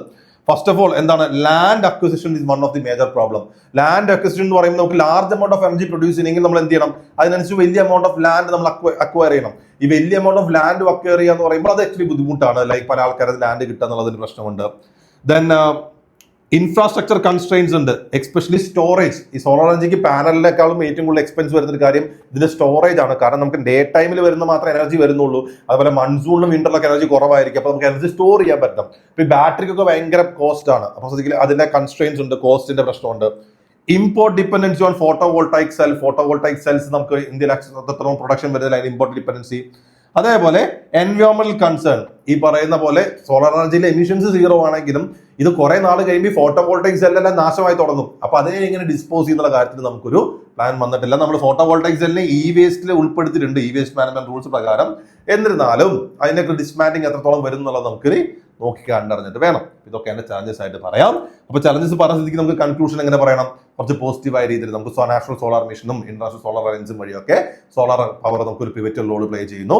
നമ്മുടെ Atmanirbhar Bharat, sustainable economic growth, global climatic commitments ഒക്കെ മീറ്റ് ചെയ്യാൻ സോളാർ എനർജി നമ്മളെ ഹെൽപ്പ് ചെയ്യുമെന്ന് പറഞ്ഞുകൊണ്ട് നമുക്ക് കൺക്ലൂഡ് ചെയ്യാം. ഈ 3 ക്വസ്റ്റ്യനും കണ്ടില്ലേ, 3 ക്വസ്റ്റ്യനും വളരെ ഡയറക്റ്റ് ആയിട്ട് എഴുതാവുന്ന രീതിയിലായിരുന്നു. 4ാമത്തെ ക്വസ്റ്റ്യനും ഡയറക്റ്റ് ആണ്, പക്ഷേ ജോമോഫോളജിക്കൽ സിഗ്നിഫിക്കൻസ് വരുന്ന പോലെയാണ്. പക്ഷേ ഈ ചോദ്യം 10 മാർക്കിന്റെ ചോദ്യമാണെങ്കിൽ അതിൽ 3 കാര്യങ്ങളൊക്കെ പറയാൻ പറഞ്ഞിട്ടുണ്ട്. നോക്കാം എന്താണ്. What are tsunamis? വളരെ ഡയറക്റ്റാ. എന്താ tsunami?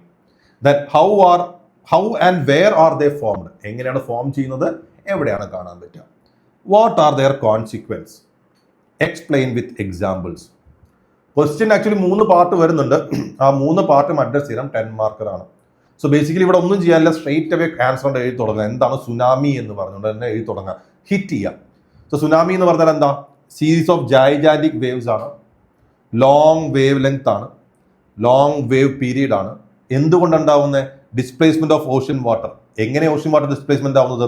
Huge release of energy at the ocean floor. അത് എർത്ത്ക്വേക്ക് ആവാം, വോൾക്കാനിക് ഇറപ്ഷൻ ആവാം, എന്ത് വേണമെങ്കിലും ആവാം. And this usually act as a disaster causing destruction to coastal region. അപ്പൊ എന്താണ് സുനാമി എന്ന് പറഞ്ഞിട്ട് നമുക്ക് നേരെ എഴുതാം. ഇനിയും സുനാമിയെ പറ്റി അവരുടെ ക്യാരക്ടറിസ്റ്റിക്സ്, വേവ് ക്യാരക്ടറിസ്റ്റിക്സ് ഒക്കെ എഴുതണമെന്നുണ്ട്. പക്ഷെ അത് എഴുതാനുള്ള സ്ഥലം കിട്ടില്ല. കാരണം ക്വസ്റ്റ്യൻ നമുക്ക് എന്തുണ്ട്, 3 പാർട്ട് അഡ്രസ് ചെയ്യാനുണ്ട്. ഇനി ഫോർമേഷൻ ഓഫ് സുനാമി വെച്ചുകൊണ്ട് നമുക്ക് എങ്ങനെയാണ് നോക്കാം. I have given some points. ഒരു 4 പോയിന്റ് കൊണ്ട് ആ ഫോർമേഷൻ എക്സ്പ്ലെയിൻ ചെയ്യാൻ ശ്രമിച്ചിരിക്കുകയാണ്. സോ ടെക്ടോണിക് ഡിസ്റ്റർബൻസ് എന്നുള്ള മേജർലി ഉണ്ടാവുന്നത്. ടെക്ടോണിക് ഡിസ്റ്റർബൻസ് വഴി എർത്ത്ക്വേക്ക് ഉണ്ടായെങ്കിൽ എന്തുണ്ടാവുന്നു? Ocean plate slips under continental plate, അല്ലെങ്കിൽ മറ്റൊരു സ്ഥലത്ത് vertical displacement of sea floor ഉണ്ടാവുന്നു. അതായത് ഈ പറഞ്ഞ ടെക്ടോണിക് ആക്ടിവിറ്റി കാരണം vertical displacement of sea floor ഉണ്ടാവുമ്പോൾ എന്തുണ്ടാവുന്നു? It uplifts or depresses a huge water column. അതായത് ഓഷ്യൻ ഫ്ലോർ ഇങ്ങനെ 2 ഓഷ്യൻ ഫ്ലോർ ഉണ്ട്. ഈ ഓഷ്യൻ ഫ്ലോറിന് തെറ്റി ഇങ്ങനെ മുകളിലേക്ക് വരുമ്പോൾ അവിടെ എന്തുണ്ടാവും? ധാരാളം വാട്ടർ ഡിസ്പ്ലേസ്ഡ് ആവുന്നു. Okay, lot of water gets displaced. അപ്പോൾ example 2004 tsunami Indonesia. This disturbance causes concentric waves in all direction. അപ്പൊ ഇത്തരത്തിൽ ആ പ്ലേറ്റ്സിന്റെ മൂവ്മെന്റ് കാരണം അവിടെ വേവ്സ് ഉണ്ടാവും. ആ വേവ്സിന് എല്ലാ ഡയറക്ഷനിലും പോകും. ഈ വേവ്സ് കടലിനുള്ളിൽ കൂടെ സഞ്ചരിക്കുമ്പോൾ നമുക്കറിയാം അവരുടെ വേവ് ലെങ്ത് കൂടുതലായിരിക്കും, വേവ് ഹൈറ്റ് കുറവായിരിക്കും, അവരുടെ വെലോസിറ്റിയും കൂടുതലായിരിക്കും. But as they are approaching the കോസ്റ്റിനോട് അടുക്കും തോറും wave length decreases, wave height increases. അതിനെയാണ് നമ്മൾ എന്ത് പറയാം? ഷോലിംഗ് എന്ന് പറയാം. ഓക്കെ, നമ്മൾ ഷോലിംഗ് എന്ന് പറയും. ഓക്കെ, അപ്പോൾ ബേസിക്കലി വേവിന്റെ ലെങ്ത് കുറയുന്നു, വേവ് ഹൈറ്റ് കൂടി വരുന്നു. അങ്ങനെയാണ് നമ്മൾ ഈ സിനിമയിലും വീഡിയോയിലും അല്ലെങ്കിൽ നമ്മൾ കാണുന്ന സുനാമി ആയിട്ട് മാറുന്നത്. Okay, but the wave height increases dramatically. അപ്പോൾ this results in towering wave striking the കോസ്റ്റിലേക്ക് വലിയ വേവ് ആയിട്ട് ഹിറ്റ് ചെയ്യുന്നു. ഇത്ര എഴുതാനുള്ള പോസിബിലിറ്റി ഉള്ളൂ. 4 പോയിന്റ് എഴുതാനുള്ള പോസിബിലിറ്റി ഉള്ളൂ. നമ്മളുടെ ടെക്ടോണിക് ഡിസ്റ്റർബൻസ് കാരണമാണ് സുനാമി ഉണ്ടാവുന്നത് പറഞ്ഞു. ശരിക്കും അത് കാരണമല്ല, നമ്മൾ പറഞ്ഞല്ലോ ഹ്യൂജ് റിലീസ് ഓഫ് എനർജി ഉണ്ടായാൽ മതി. ഇപ്പൊ ഹ്യൂജ് റിലീസ് ഓഫ് എനർജി എന്ന് പറയുമ്പോൾ മറ്റു കാരണങ്ങൾ എന്തൊക്കെ പറയാൻ പറ്റും? വോൾക്കാനിക് ഇറപ്ഷൻ ക്രക്കത്തോവ 1983 ഉണ്ടായിട്ടുണ്ട്. സബ്മറൈൻ ലാൻഡ് സ്ലൈഡ്സ് കാരണം ഉണ്ടാവും, മീറ്ററോയിഡ് ഇമ്പാക്ട് കാരണവും ഉണ്ടാവും. പക്ഷെ ഇതൊക്കെ എന്താണ്? ലെസ് ഫ്രീക്വന്റ് ആണ് compare to the earthquake tsunami. Earthquake tsunami വെച്ച് നോക്കുമ്പോൾ വളരെ ലെസ് ഫ്രീക്വന്റ് ആണ്.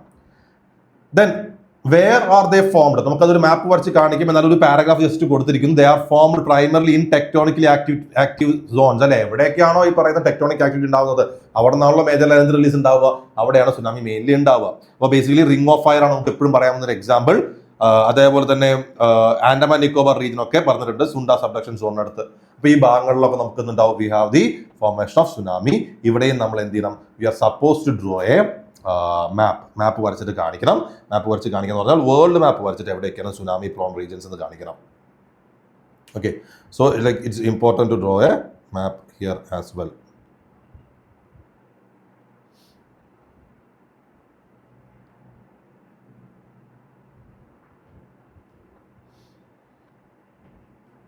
ഓക്കെ, അപ്പോൾ ഇവിടെയും നമുക്ക് ഇതേപോലെ like we can draw a map and draw and show. Okay, ഒരു മാപ്പ് വരച്ചിട്ട് നമുക്ക് സുനാമി പ്രോൺ റീജിയൻസ് കാണിക്കണം. സോ നമുക്ക് ഇവിടെ കാണിക്കാൻ പറ്റുന്ന റീജിയൻസ് നോക്കിക്കഴിഞ്ഞാൽ you can see ring of fire ആണ് കാണിക്കുന്നത്. റിംഗ് ഓഫ് ഫയർ എന്ന് പറയുമ്പോൾ we can mark from here. Okay, ഇവിടുന്ന് ഇങ്ങനെ ഈ ഒരു ഭാഗം. Okay, in this coastal region ഇവിടെ വരും.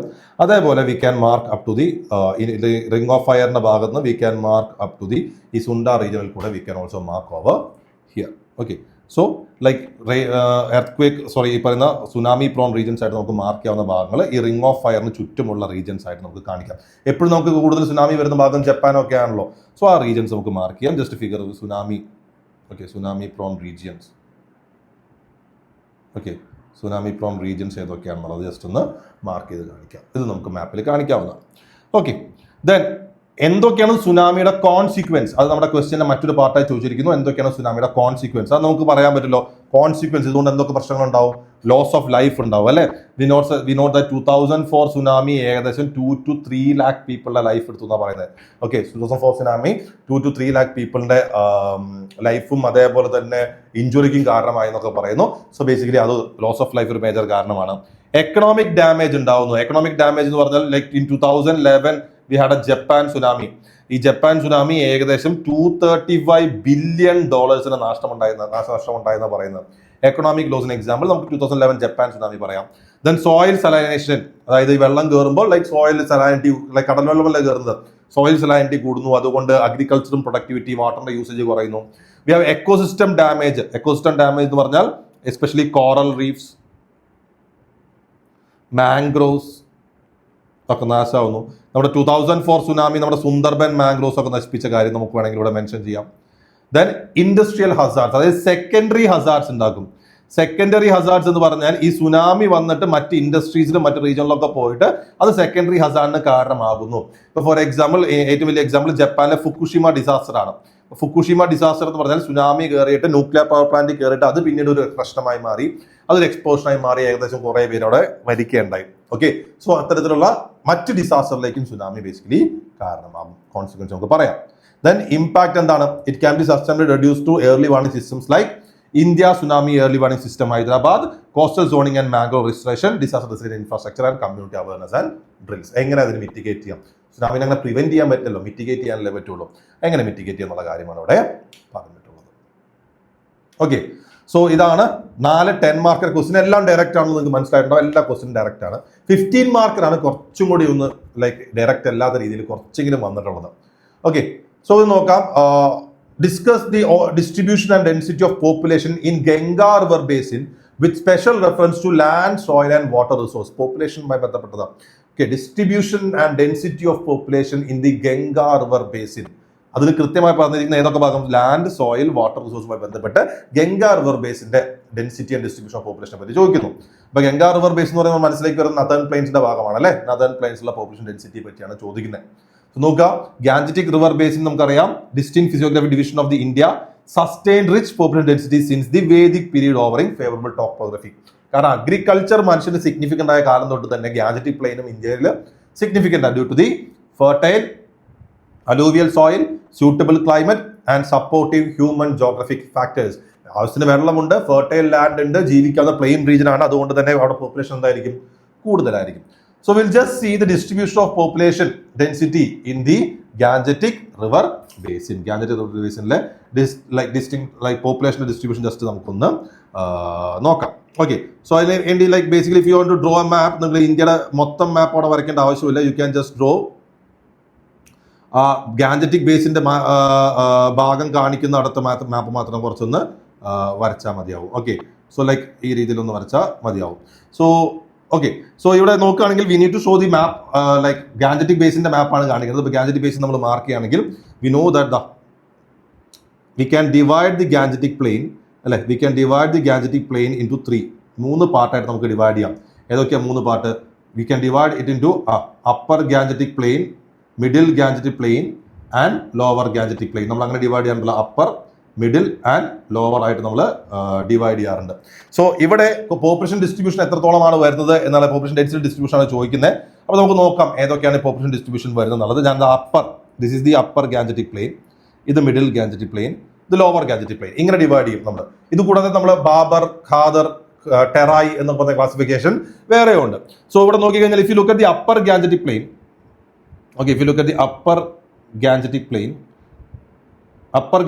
എന്ന് പറഞ്ഞാൽ it includes the regions of western Uttar Pradesh, Haryana, Delhi പോലുള്ള ഭാഗങ്ങളൊക്കെയാണ് മേജർലി വരുന്നത്. ഇവിടുത്തെ പോപ്പുലേഷൻ എങ്ങനെയാ?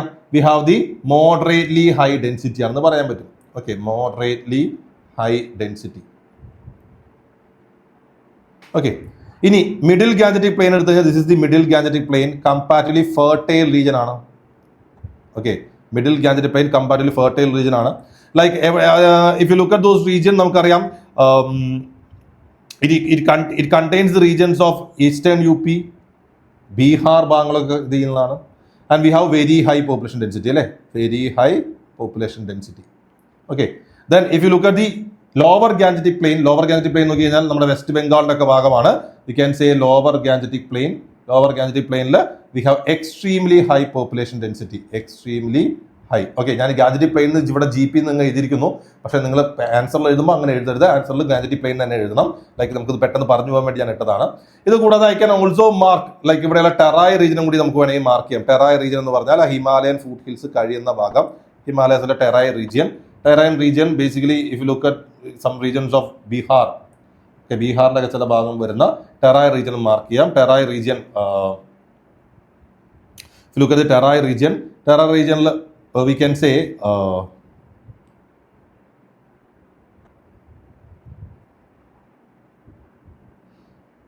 okay, so Terai region നോക്കിക്കഴിഞ്ഞാൽ നമുക്ക് പറയാവുന്ന ഒരു കാര്യം, ടെറായ് റീജിയൻ ഇവിടെയും പോപ്പുലേഷൻ നോക്കിക്കഴിഞ്ഞാൽ പോപ്പുലേഷൻ ഇസ് മോഡറേറ്റ് ഡെൻസിറ്റി ആണുള്ളത്. In the regions of Bihar, നേപ്പാളിന്റെ ഭാഗം മോഡറേറ്റ് ഡെൻസിറ്റി ആണുള്ളത്. ഓക്കെ, സോ മാപ്പ് ഒന്ന് വരയ്ക്കുമ്പോൾ ഈ പറയുന്ന പോലെ ചെറിയ, ഞാനിവിടെ ഷോർട്ട് ടേംസ് ആണ് ഉപയോഗിച്ചത്. ഷോർട്ട് ടേംസ് ഉപയോഗിക്കരുത്, എക്സ്പ്ലെയിൻ ചെയ്ത് തന്നെ എന്താണെന്ന് എഴുതുക. അതേപോലെ ഫിഗർ എന്താണെന്ന് ജസ്റ്റ് താഴെ ഒരു ടൈറ്റിൽ കൊടുക്കുക. That is important. Okay, so ഇനി നമ്മുടെ ചോദ്യം ഡിസ്കസ് എന്നാണ്. അപ്പൊ ഡിസ്കസ് എന്ന് പറയുമ്പോൾ നമ്മൾ ആ ഡിസ്ട്രിബ്യൂഷൻ മാത്രം പറഞ്ഞാൽ പോരാ, അതിന്റെ ഫാക്ടേഴ്സ്, എന്തുകൊണ്ടാണ് അവിടെ അങ്ങനെ വന്നിട്ടുള്ളത് എന്നുള്ള ഫാക്ടേഴ്സും പറയാൻ നമ്മൾ ബാധ്യസ്ഥരാണ്. അപ്പൊ നോക്കാം എന്തുകൊണ്ട് അവിടെ എത്ര പോപ്പുലേഷൻ ഡിസ്ട്രിബ്യൂഷൻ അഫക്ട് ചെയ്യുന്ന ഫാക്ടേഴ്സ് എന്തൊക്കെ. അപ്പൊ ലാൻഡ്, സോയിൽ, വാട്ടർ എന്ന് കൃത്യമായി എടുത്ത് പറഞ്ഞത്. അപ്പൊ നോക്കാം ലാൻഡ് ആൻഡ് ടോപ്പോഗ്രഫി, അല്ലെ. ലാൻഡ് ആൻഡ് ടോപ്പോഗ്രഫി ഏറ്റവും ഫസ്റ്റ് മെയിൻ കാരണം എന്താ നമുക്ക് പറയുന്നത്? എന്താ? ഒന്നാമത്തെ ഫ്ലാറ്റ് പ്ലെയിൻസ് ആണ്. ഫ്ലാറ്റ് പ്ലെയിൻസ് കൊണ്ട് സെറ്റിൽമെന്റ്സ് ഈസിയാണ്. കോമ്പാക്ട് സെറ്റിൽമെന്റ്സ് ഉണ്ടാവും, ലീനിയർ സെറ്റിൽമെന്റ് പാറ്റേൺസ് ഉണ്ടാവും. അതുകൊണ്ട് തന്നെ ഡെൻസിറ്റി കൂടുതലായിരിക്കും ഈസ്റ്റേൺ യൂറോപ്പിലും ബീഹാർ പോലുള്ള സ്ഥലങ്ങളിലും. 2 ഡെൽറ്റൈക് റീജിയൻ നോക്കിക്കഴിഞ്ഞാൽ അവിടെ എന്താണ്? എക്കണോമിക് ഗ്രോത്ത് പൊട്ടൻഷ്യൽ കൂടുതലാണ്. ഫിഷിംഗ് പൊട്ടൻഷ്യൽ ഉണ്ട്, പോർട്ട് കൺസ്ട്രക്ഷൻസ് ഉണ്ട്. അപ്പൊ അതുകൊണ്ട് തന്നെ അവിടെ ബേസിക്കലി സെറ്റിൽമെന്റ്സും അല്ലെങ്കിൽ പോപ്പുലേഷൻ ഡെൻസിറ്റിയും കൂടുതലായിരിക്കും. ഇനി വാട്ടർ റിസോഴ്സ് നോക്കി കഴിഞ്ഞാൽ Ganga, we know that perennial rivers ആണ് ഗംഗയുടെ ട്രിബ്യൂട്ടേഴ്സ് മെയിൻലി വരുന്നത്. ഹിമാലയൻ റിവേഴ്സ് ഗംഗ, യമുന, ഗാഗ്ര, ഗണ്ഡക്, കോസി ഒക്കെ എന്താണ്? പെരിനിയൽ റിവേഴ്സ് ആണ്. So it provides year round water for irrigation and other activities. അതേപോലെ ഇൻലൻഡ് വാട്ടർ ട്രാൻസ്പോർട്ടേഷനും പോസിബിലിറ്റീസ് ഉണ്ട്. കനാൽ ഇറിഗേഷൻ വരുന്നുണ്ട്. അതായത് കനാൽ ഇറിഗേഷൻ എന്ന് പറയുമ്പോൾ അപ്പർ ഗാൻജറ്റിക് പ്ലെയിനിൽ we have canal irrigation, artificial irrigation ആണ്. Canal irrigation it provides the agriculture, ആ ഭാഗത്തിൽ ഇന്റൻസീവ് അഗ്രികൾച്ചർ സപ്പോർട്ട് ചെയ്യുന്നു. ഇനി പോസിറ്റീവ് സൈഡ് മാത്രം പറഞ്ഞാൽ പോലെ, ഇതുകൊണ്ട് പോപ്പുലേഷൻ ഡെൻസിറ്റി മറ്റൊരു ഫാക്ടറായിട്ട് പറയാമെന്ന് വേണമെങ്കിൽ അവിടുത്തെ ഫ്ലഡ് ചാലഞ്ചസ് ആണ്. ഇപ്പൊ കോസി, നമ്മൾ സോർ ഓഫ് ബീഹാർ എന്ന് പറയുന്ന കോസി, ഗണ്ഡക്, ഇതൊക്കെ ബീഹാറിൽ എപ്പോഴും ഫ്ലഡ്സ് ഉണ്ടാക്കുന്നതാണ്. പക്ഷെ ഫ്ലഡ്സ് ഉണ്ടെങ്കിൽ കൂടി ഇതിന്റെ ഹൈ ഫെർട്ടിലിറ്റി കാരണം people still prefer to live in those regions. Soil fertility, നമ്മൾ സോയിൽ എന്ന് ചോദിച്ചാൽ ലാൻഡ് വാട്ടർ കഴിഞ്ഞാൽ സോയിൽ എന്തൊക്കെയാ പറഞ്ഞിട്ടുള്ളത്? സോയിൽ നമുക്ക് പറയാം ഭാബർ, ടെറായ്, ഭാങ്കർ, ഖാദർ എന്നുള്ള ക്ലാസിഫിക്കേഷൻ നിങ്ങൾ കേട്ടിട്ടുണ്ടാവും. Like north to south classify ചെയ്യുമ്പോൾ ഭാബർ എന്ന് പറയുമ്പോൾ നമുക്കറിയാം റോക്സ് ആണ്, പെബിൾസ് ഒക്കെയാണ്. അതുകൊണ്ട് തന്നെ ഫാമിങ്ങിന് പൊട്ടൻഷ്യൽ വളരെ കുറവാണ്. അപ്പൊ അതുകൊണ്ട് അവിടെ പോപ്പുലേഷൻ ഡെൻസിറ്റി എന്തായിരിക്കും? കുറവായിരിക്കും. ഫുഡ് ഹിൽസ് ഓഫ് ഉത്തരാഖണ്ഡ്, ബീഹാറിന്റെ ഭാഗത്തൊക്കെ വരുന്ന സ്ഥലങ്ങളിൽ. ടെറായ് കമ്പാരിറ്റീവ്ലി മാർഷി ആണ്, വാട്ടർ ലോക്ഡ് ആണ്, അഗ്രികൾച്ചർ നടക്കും, ഷുഗർ കെയിൻ കൾട്ടിവേഷൻ നല്ലോണം നടക്കുന്ന സ്ഥലമാണ്. ഫ്ലഡ് പ്രോൺ ആണെങ്കിൽ കൂടി പറയുന്ന കൾട്ടിവേഷൻ പോസിബിലിറ്റി ഉള്ളതുകൊണ്ട് it's moderately of high population density. Bhangar alluvial സോയിലാണ്, പക്ഷെ ഓൾഡർ അലൂവിയൽ സോയിലാണ്. ഗംഗയുടെ മുമ്പത്തെ ഫ്ലഡ്സിൽ വന്ന alluvial സോയിലാണ്.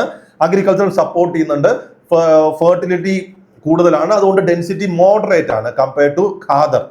Khader is the newest alluvium, most fertile region of the Gangetic plain. അതുകൊണ്ട് തന്നെ റൈസ്, വീറ്റ്, ഷുഗർ കെയിൻ എല്ലാ തരത്തിലുള്ള കൾട്ടിവേഷൻ നടക്കുന്ന region. This region will have high population density. ഇനി എന്തൊക്കെ മറ്റ് ഫാക്ടേഴ്സ് ഇവിടെ നമ്മൾ ചോദിച്ചിട്ടുള്ളത്, നമ്മുടെ ക്വസ്റ്റ്യൻ നമ്മൾ ചോദിച്ചിട്ടുള്ളത് ഇത്രയാണ് അല്ലെ. ലാൻഡ്, സോയിൽ, വാട്ടർ മാത്രമാണ് സ്പെഷ്യൽ റെഫറൻസ് കൊടുക്കാൻ പറഞ്ഞിട്ടുള്ളത്. സ്പെഷ്യൽ റെഫറൻസ് പറഞ്ഞാൽ മറ്റ് റെഫറൻസ് നമ്മൾ പറയണം. മറ്റ് ഫാക്ടേഴ്സ് നോക്കിയാൽ ക്ലൈമറ്റ് ഒരു ഫാക്ടറാണ് അല്ലെ. ഗാൻജറ്റിക് റീജിയൻ നോക്കിക്കഴിഞ്ഞാൽ നമുക്ക് മോഡറേറ്റ് റെയിൻഫാൾ കിട്ടുന്നു, നല്ല ഗ്രോയിങ് സീസൺ ഉണ്ട്, അതുകൊണ്ട് മൾട്ടിപ്പിൾ ക്രോപ്സ് വളർത്താൻ പറ്റും. അപ്പൊ അതുകൊണ്ട് ലൈക്ക് ക്ലൈമറ്റ് ഒരു ഫാക്ടറാണ്. എക്കണോമിക് ഓപ്പർച്യൂണിറ്റീസ് അല്ലെ, ട്രേഡ് സർപ്ലസ് ആകുമ്പോൾ ഒബ്വിയസ്ലി അഗ്രികൾച്ചർ സർപ്ലസ് ആകുമ്പോൾ ട്രേഡ്, കൊമേഴ്സ് പോലുള്ള മറ്റു കാര്യങ്ങൾ കൂടും. ഇപ്പൊ കാൺപൂർ, കൊൽക്കത്ത പോലുള്ള സിറ്റീസ് ഡെവലപ്പ് ആവുന്നു. അപ്പൊ അതുകൊണ്ട് ബേസിക്കലി അത് മറ്റൊരു ഓപ്പർച്യൂണിറ്റി വരുമ്പോൾ ഒബ്വിയസ്ലി ആൾക്കാരോട് താമസിക്കും. Then cultural and historical factors, പണ്ട് തൊട്ടേ ഇന്ത്യൻസിന്റെ ഒരു താമസ സ്ഥലം അവിടെയാണ്, അല്ലെങ്കിൽ പ്രയാഗ്രാജ്, വാരണസി പോലുള്ള റിലീജിയസ് സെന്റർ ഒക്കെ കാരണമാണ്.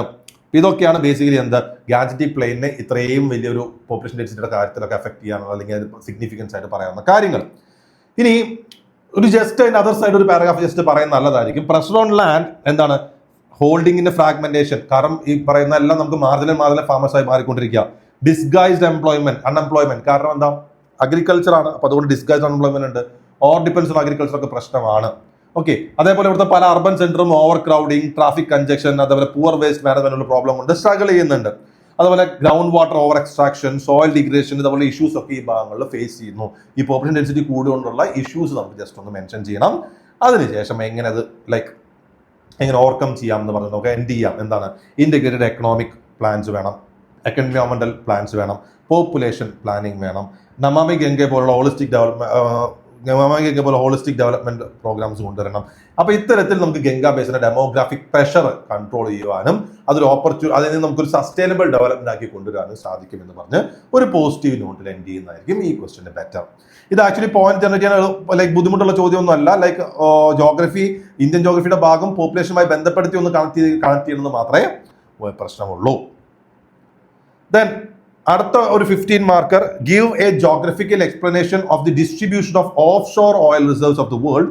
How are the difference from onshore occurrence of the oil reserves. Oil റിസർവ്സുമായി ബന്ധപ്പെട്ട ചോദ്യം, distribution of key natural resource എന്ന് പറഞ്ഞ സിലബസിന്റെ ഭാഗത്ത് ഇത്തവണ ചോദിച്ചിരിക്കുന്നത് ഓയിൽ റിസർവ്സിനെ പറ്റിയിട്ടാണ്. മിനറൽ ഓയിൽസിനെ പറ്റി മുന്നേ ചോദിച്ചിട്ടുണ്ട്, പക്ഷെ ഓൺ ഷോർ ഓഫ് ഷോറിനെ പറ്റി ചോദിച്ചിട്ടില്ല. ഈ ചോദ്യത്തിന്റെ ഫസ്റ്റ് പാർട്ട് ഡിസ്ട്രിബ്യൂഷൻ ആക്ച്വലി എഴുതാൻ പൊതുവെ എല്ലാവർക്കും അറിയായിരിക്കും, പക്ഷെ ഡിഫറൻസ് എഴുതാൻ വേണ്ടി ആ സമയത്ത് എക്സാം സമയത്ത് പോയിന്റ് ജനറേറ്റ് ചെയ്യാൻ ഇത്തിരി ബുദ്ധിമുട്ടായിരുന്നുണ്ടാവും. കാരണം ഓൺ ഷോറും ഓഫ് ഷോറും തമ്മിലുള്ള വ്യത്യാസം നമുക്ക് അവിടെ 1-2 പോയിന്റ് മനസ്സിലേക്ക് പെട്ടെന്ന് ഓടി വരുള്ളൂ. അപ്പൊ എന്താണ് ഓൺ ഷോർ, എന്താണ് ഓഫ് ഷോർ നമുക്ക് എല്ലാവർക്കും അറിയാലോ. ഓഷ്യൻ ഫ്ലോറിൽ വരുന്ന, കടലിൽ വരുന്ന ഓയിൽ റിസർവ്സ് ആണ് ഓഫ് ഷോർ ഓയിൽ റിസർവ്സ് അല്ലെ. കടലിൽ വരുമ്പോൾ മെയിൻലി എവിടെ വരിക? കോണ്ടിനെന്റൽ ഷെൽഫ്സിലും കോണ്ടിനെന്റൽ സ്ലോപ്സിലുമായിട്ട് വരുന്നതാണ്. കാരണം അവിടെയാണ് കണ്ടിന്യൂസ് ഡെപ്പോസിഷൻ നടക്കുന്നത്. ഓഫ് ഷോർ എന്ന് പറഞ്ഞു കഴിഞ്ഞാൽ ലൈക്ക് ദേ ആർ ഇപ്പൊ നമുക്ക് ഓൺ ഷോറിൽ കിട്ടുന്ന ഓയിൽ റിസർവ്സിൽ തന്നെ നമുക്ക് മതിയാവുന്നില്ല, പോപ്പുലേഷൻ വളരെ കൂടുതലായതുകൊണ്ട്. അപ്പൊ അതുകൊണ്ട് we need to depend upon offshore oil reserves as well. So we are basically depending upon offshore oil reserve for our energy security. ആ കാര്യം പറഞ്ഞുകൊണ്ട് നമുക്ക് എന്ത് ചെയ്യാം? ഇൻട്രൊഡ്യൂസ് ചെയ്യാം. ഇനി ഏതൊക്കെയാണ് ഗ്ലോബലിലെ major offshore oil reserves എന്ന് നമുക്ക് നോക്കണം. What are the major offshore oil reserves? So again we need to draw a map. ഇവിടെയും നമുക്കൊരു മാപ്പ് വരയ്ക്കാനുള്ള പോസിബിലിറ്റി ഉണ്ട്. Okay, so offshore oil reserves നമുക്ക് മാർക്ക് ചെയ്യണമെങ്കിൽ ഓക്കെ, സോ വേൾഡിലെയാണ്, ഇന്ത്യത്തെ മാത്രമല്ല. So we need to mark the offshore oil reserves. So we need to draw the world map.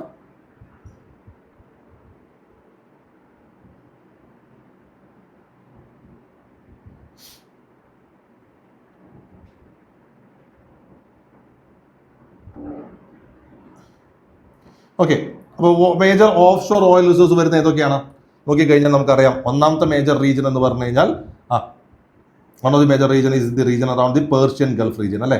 Persian Gulf region is one of the major region. Okay, Persian Gulf region. Persian Gulf region എന്ന് പറയുമ്പോൾ it include the regions of UAE ഭാഗം, അതേപോലെ തന്നെ V can say Saudi അറേബ്യയുടെ ഭാഗം ഒക്കെ Persian Gulf region is one of the major region. Then പിന്നെ നമുക്ക് പറയാവുന്ന ഗൾഫ് ഓഫ് മെക്സിക്കോ റീജിയൻ അല്ലേ. Gulf of Mexico region is രണ്ടാമത്തെ major region. USA Mexico coast. Then in the regions of West Africa we have the regions of West Africa is one of the region. ഈ നൈജീരിയയുടെ ഭാഗമൊക്കെ നമുക്ക് വേണമെങ്കിൽ പറയാം. ദെൻ Brazil and Atlantic ഓഷ്യന്റെ ഭാഗങ്ങൾ, western Atlantic Ocean. Okay, so Brazil and western Atlantic ocean നമുക്ക് അടുത്ത റീജിയൻ ആയിട്ട് പറയാം.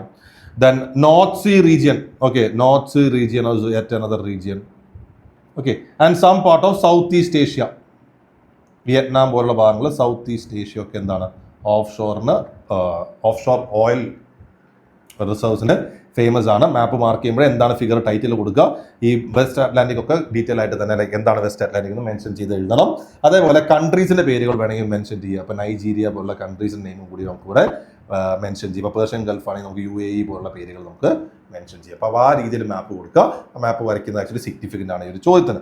ഓക്കെ, ഇനി നമ്മളോട് ചോദിച്ചിട്ടുള്ളത് give a geographical explanation to the distribution of oil reserve. ഇതിനൊരു ജോഗ്രഫിക്കൽ എക്സ്പ്ലനേഷൻ ചോദിച്ചിട്ടുള്ളത്. അപ്പോൾ ജോഗ്രഫിക്കൽ എക്സ്പ്ലനേഷൻ നോക്കുകയാണെങ്കിൽ ഏറ്റവും കൂടുതൽ ഓയിൽ റിസർവ്സ് നമുക്കറിയാം ലൈക്ക് ഓഷ്യൻസിന്റെ ഭാഗം നോക്കി കഴിഞ്ഞാൽ ഓയിൽ റിസർവ്സ് മേജർലി വരുന്ന എവിടെയാണ്? കോണ്ടിനെന്റൽ ഷെൽഫിലും സ്ലോപ്പിലാണ്. സോ ഫസ്റ്റ് മേജർ റീസൺ എന്ന് പറഞ്ഞാൽ that the continental shelf and slope. Okay, അപ്പോൾ അത് കോണ്ടിനെന്റൽ ഷെൽഫ് സ്ലോപ്പ് എന്ന് പറഞ്ഞാൽ ദേ ആർ ഷാലോ വാട്ടേഴ്സ് ആണ് കമ്പാരിറ്റീവ്ലി. അപ്പോൾ അതുകൊണ്ട് നമുക്ക് എളുപ്പത്തിൽ ഈ പറയുന്ന പോലെ ഡ്രില്ലിംഗ് നടത്തിക്കൊണ്ട് we can take the oil. So അതിന് എക്സാമ്പിൾ കൊടുക്കുക UK, Norway. Then shelf width, Persian Gulf ഉള്ള സ്ഥലത്ത് ഷെൽഫ് വിഡ്ത്ത് കൂടുതലാണ്. സെൽഫ് വിഡ്ത്ത് കൂടുമ്പോൾ we have more possibility. Sedimentary basins അല്ലെ, thick sedimentary basin, continuous sedimentation നടക്കുന്ന ഭാഗത്താണ് പൊതുവെ എന്ത് ഉണ്ടാവുന്നത്? ഈ പറയുന്ന ഓയിൽസ് ഓഫ് ഷോറിൽ ഉണ്ടാവുക. അപ്പൊ ഡെൽറ്റാസ് ഭാഗത്തൊക്കെ ഉണ്ടാവുന്നത്. For example Gulf of Mexico, USA. Tectonic settings എന്ന് പറയുമ്പോൾ പൊതുവെ അധികം ആക്റ്റീവ് അല്ലാത്ത പാസീവ് കോണ്ടിനെന്റ് മാർജിനിൽ അവിടെയും നമുക്ക് എന്തുണ്ടാവും? We have the formation of this oil accumulation.